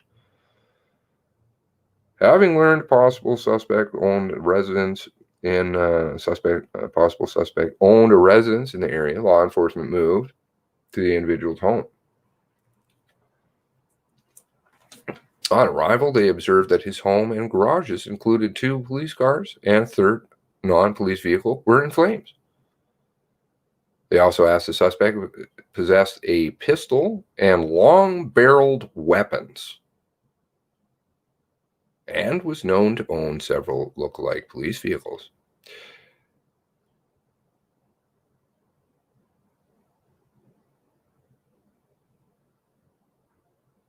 Well, they're not telling what kind of car. The Vegety that's in here, the Vegety that's in here really reeks as a classified, quote, unclassified document. No. This is a plant, in my opinion. But call me tinfoil. But I've seen enough of their crap to know over the years. This is planted. Because they long-barreled guns, pistol, they don't want to tell you anything. But mind you, this is what they're telling people, right? Let's see if they tell him anything extra. At daybreak, approximately 6:30 a.m., but they clearly got their own briefing notes wrong or lied. Approximately 6:30, April 19th, a victim emerged in hiding. Nearby wooded area provided additional details about the suspect. I believe Leon has the 911 call. Must have it on his phone, I'm thinking. Right? I'm just thinking. So he would know what time he phoned 911. But including possession of weapons, pistols, and long guns. Well, that sounds great. Also, he had something that spitball pen. Fully marked police car, police uniform, which he appeared to be wearing, bulletin, including the description of the suspect and vehicle that was sent to all Nova Scotia police officers. Am I wrong? Please correct me if I'm wrong. and I'll check, sorry, what you're linking here. Am I wrong? I distinctly recall, I couldn't seem to find the clip on my computer, but I can go back. I have all of them saved offline, the press conferences. Am I recalling correctly that there was a police badge? Mention of a police badge? Because I distinctly recall it, but I don't want to be wrong. Anybody else remember? Bulletin, including the description of the suspect and his vehicle, was then sent out to all Nova Scotia police officers. What time? The second cluster was in Wentworth, Glenholm, Debert, Nova Scotia, approximately 60 kilometers away in Portapique, and the location first cluster's incidents. The events unfolded as follows. Unfold? Incidents?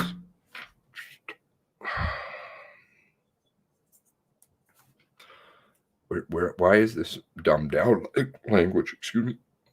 I understand, but this is just absolutely horrific and needs to be expressed as such. We don't need to desensitize. The suspect killed two men and a woman in a residence that he set fire to in the Glenholm area. Then went to a second residence in the area, knocked on the door, awoke the residents who were known to him. Suspect left out of the residence, didn't answer the door. In a call to 911, the residents identified the suspect as Mr. Wortman, noting that he was driving a police vehicle and carrying a long gun.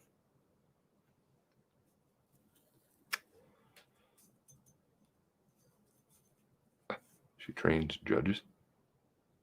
Scroll down to see Amanda's profiles. Oh, really? Amanda Dale. Wow. This is good. Good stuff. Digging up good stuff over there, Steve. Wrong person? Oh, okay. Well, I mean, I make all kinds of mistakes all the time. You don't, so I'll call you out. The suspect left Glenholm, traveled to Wentworth area. Okay. Where he shot and killed a woman walking on the side of the road. Subsequently pursued his route towards Debert. In Debert, he pulled over two vehicles, shooting and killing two of the occupants. Pulled over. Sorry? Oops. In your own words. Hopefully, maybe the lawyers will see this.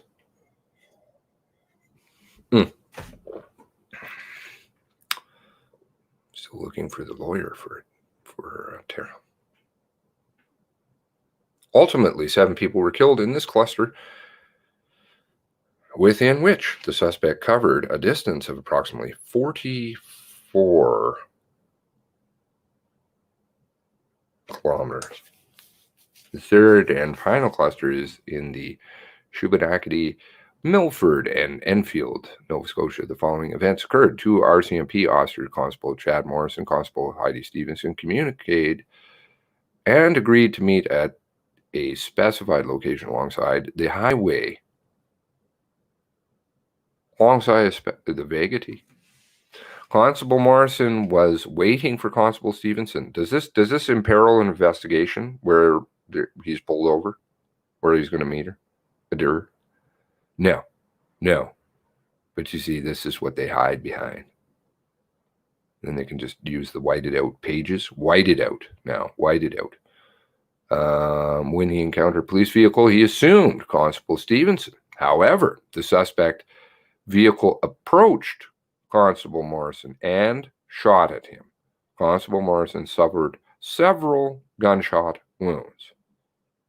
Vague. Suspect left the scene. In proximity, Constable Stevenson encountered the suspect vehicle and they collided head on. She engaged the suspect, who shot and killed the officer, took his gun and ammunition. Suspect subsequently shot a passerby and set fire to his replica police car. You can always tell what I'm saying. Usually you hear the inflection in my voice. as well as Constable Stevens' police vehicle on fire. He left the area in a silver SUV. Suspect traveled a short distance and entered Milford, home of a woman he shot and killed. He removed his police uniform and transferred them to the woman's red Mazda 3. Red Mazda 3.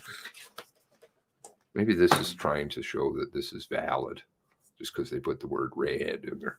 The woman also was known to the suspect. Was known. Okay. Suspect traveled to the gas station refuel in Enfield. An RCMP officer who was also stopped at the gas station to refuel his vehicle, shot and killed the suspect at the location. It was 11:26. Now, just kind of another moment. I'm putting myself in his shoes. I'm the most hunted person in all of Nova Scotia. I see a gas pump in front of me. I have weapons. There is a policeman at the gas station. He who knows police vehicles, or I who know police vehicles,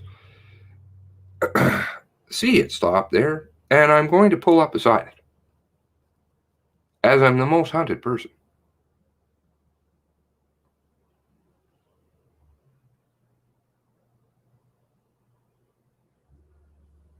Does that logically make sense to you? Because you know how many criminals run into the arms of the police, right?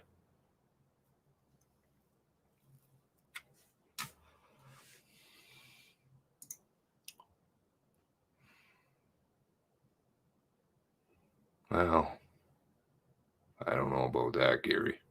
I don't know about that. Ultimately, 2 people were shot and killed in this cluster. Then watch the suspect traveled at a distance approximately 23 kilometers. What is known about the weapons used? Oh, here we go. They're still operating in Super Dumbo mode. But, of course, this is what they want people to think. We're very dumb. Don't mind us. We only are 5 eyes, but we're extremely stupid. We don't know the OWN program that we run is not an FAC, but in fact, PAL, Personal Acquisition License, which they are in 100% control of and they design. But they want people to think they're dumb. Efforts to determine the origins of the weapons used by Mr. Wardman, as well as the number of people who died of gunshots, remains ongoing. At this time, the RCMP can confirm the following weapons. 24th. Well, all bodies are now removed by this point. Thank goodness. Oof. At this point, the RCMP can confirm the following weapons had overcapacity ammunition boxes sourced outside of Canada. Overcapacity in terms of Canadian standards. In terms of a standard issue clip, no. We have shortened clips, that's why. Pinned clips. So it's just a regular clip, like the RCMP use.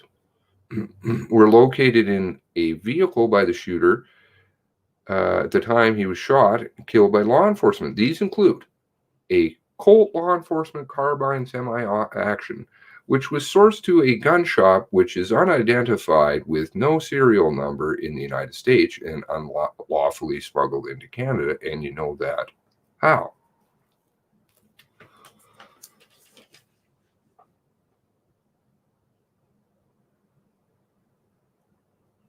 A Strung Ruger Mini 14 semi-automatic action rifle, sourced domestic gun shop and properly imported into Canada.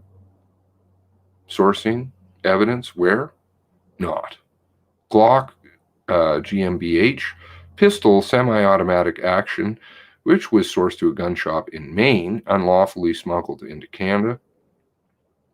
Strum Ruger P89 semi-automatic action, which was sourced to a gun shop in Maine, unlawfully smuggled. Smith & Wesson semi-automatic, which was originally issued to RCMP to Constable by the RCMP to Constable Stevenson, who was shot and killed by Wortman.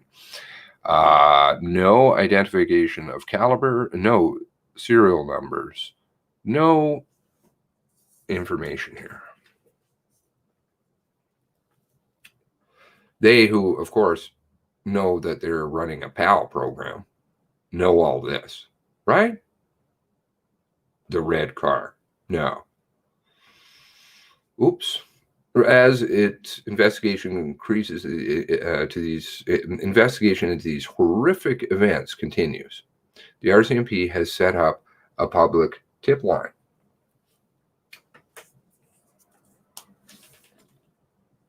Two CERT investigations remain ongoing. The RCMP is not in a position to comment on these investigations. To the Prime Minister.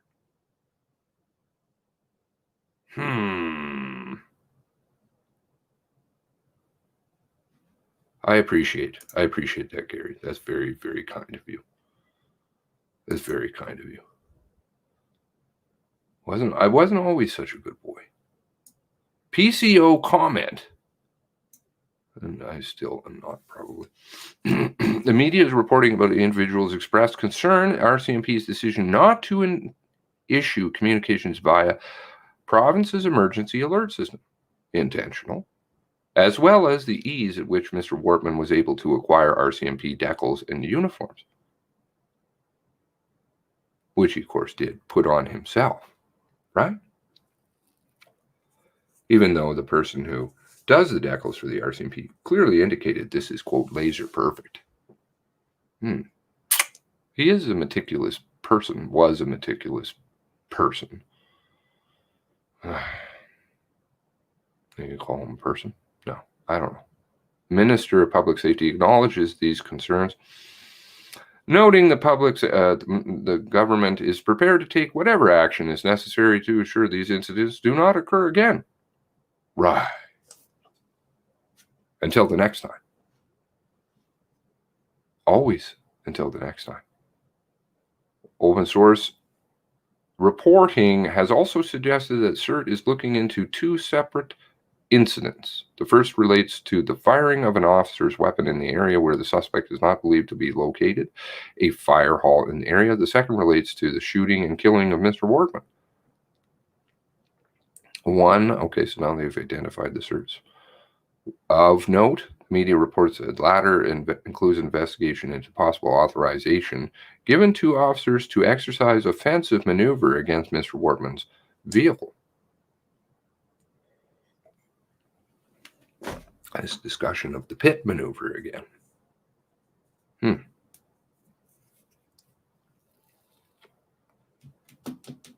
PCO continues to receive information about RCMP and track media reporting on this event. Oh, yes, of course.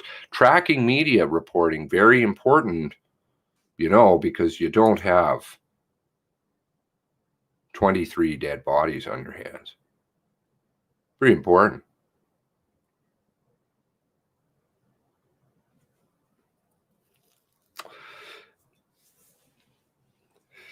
You can submit a request for an ATIP for the media coverage for the events transpired 1819.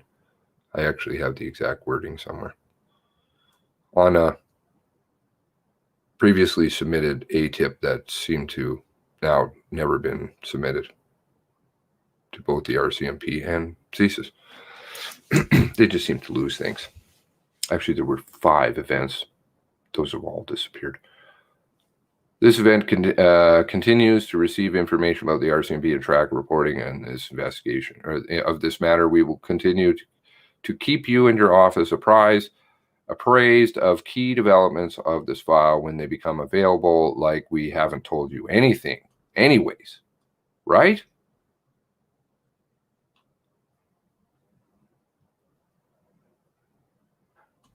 Well, that helps Pudo because he doesn't understand geography. Well, frankly, I didn't know many of these places and still can't even say their names. Oh, here we go with the awesome pins with the times. Here we go. They've got it figured out. 1. Wow. They have 1 time figured out. 2, 3, 4, 5, 6. 6 times. How many stops? Genius. These people. All right. Well, there's some good stuff in there. Thank you for sharing.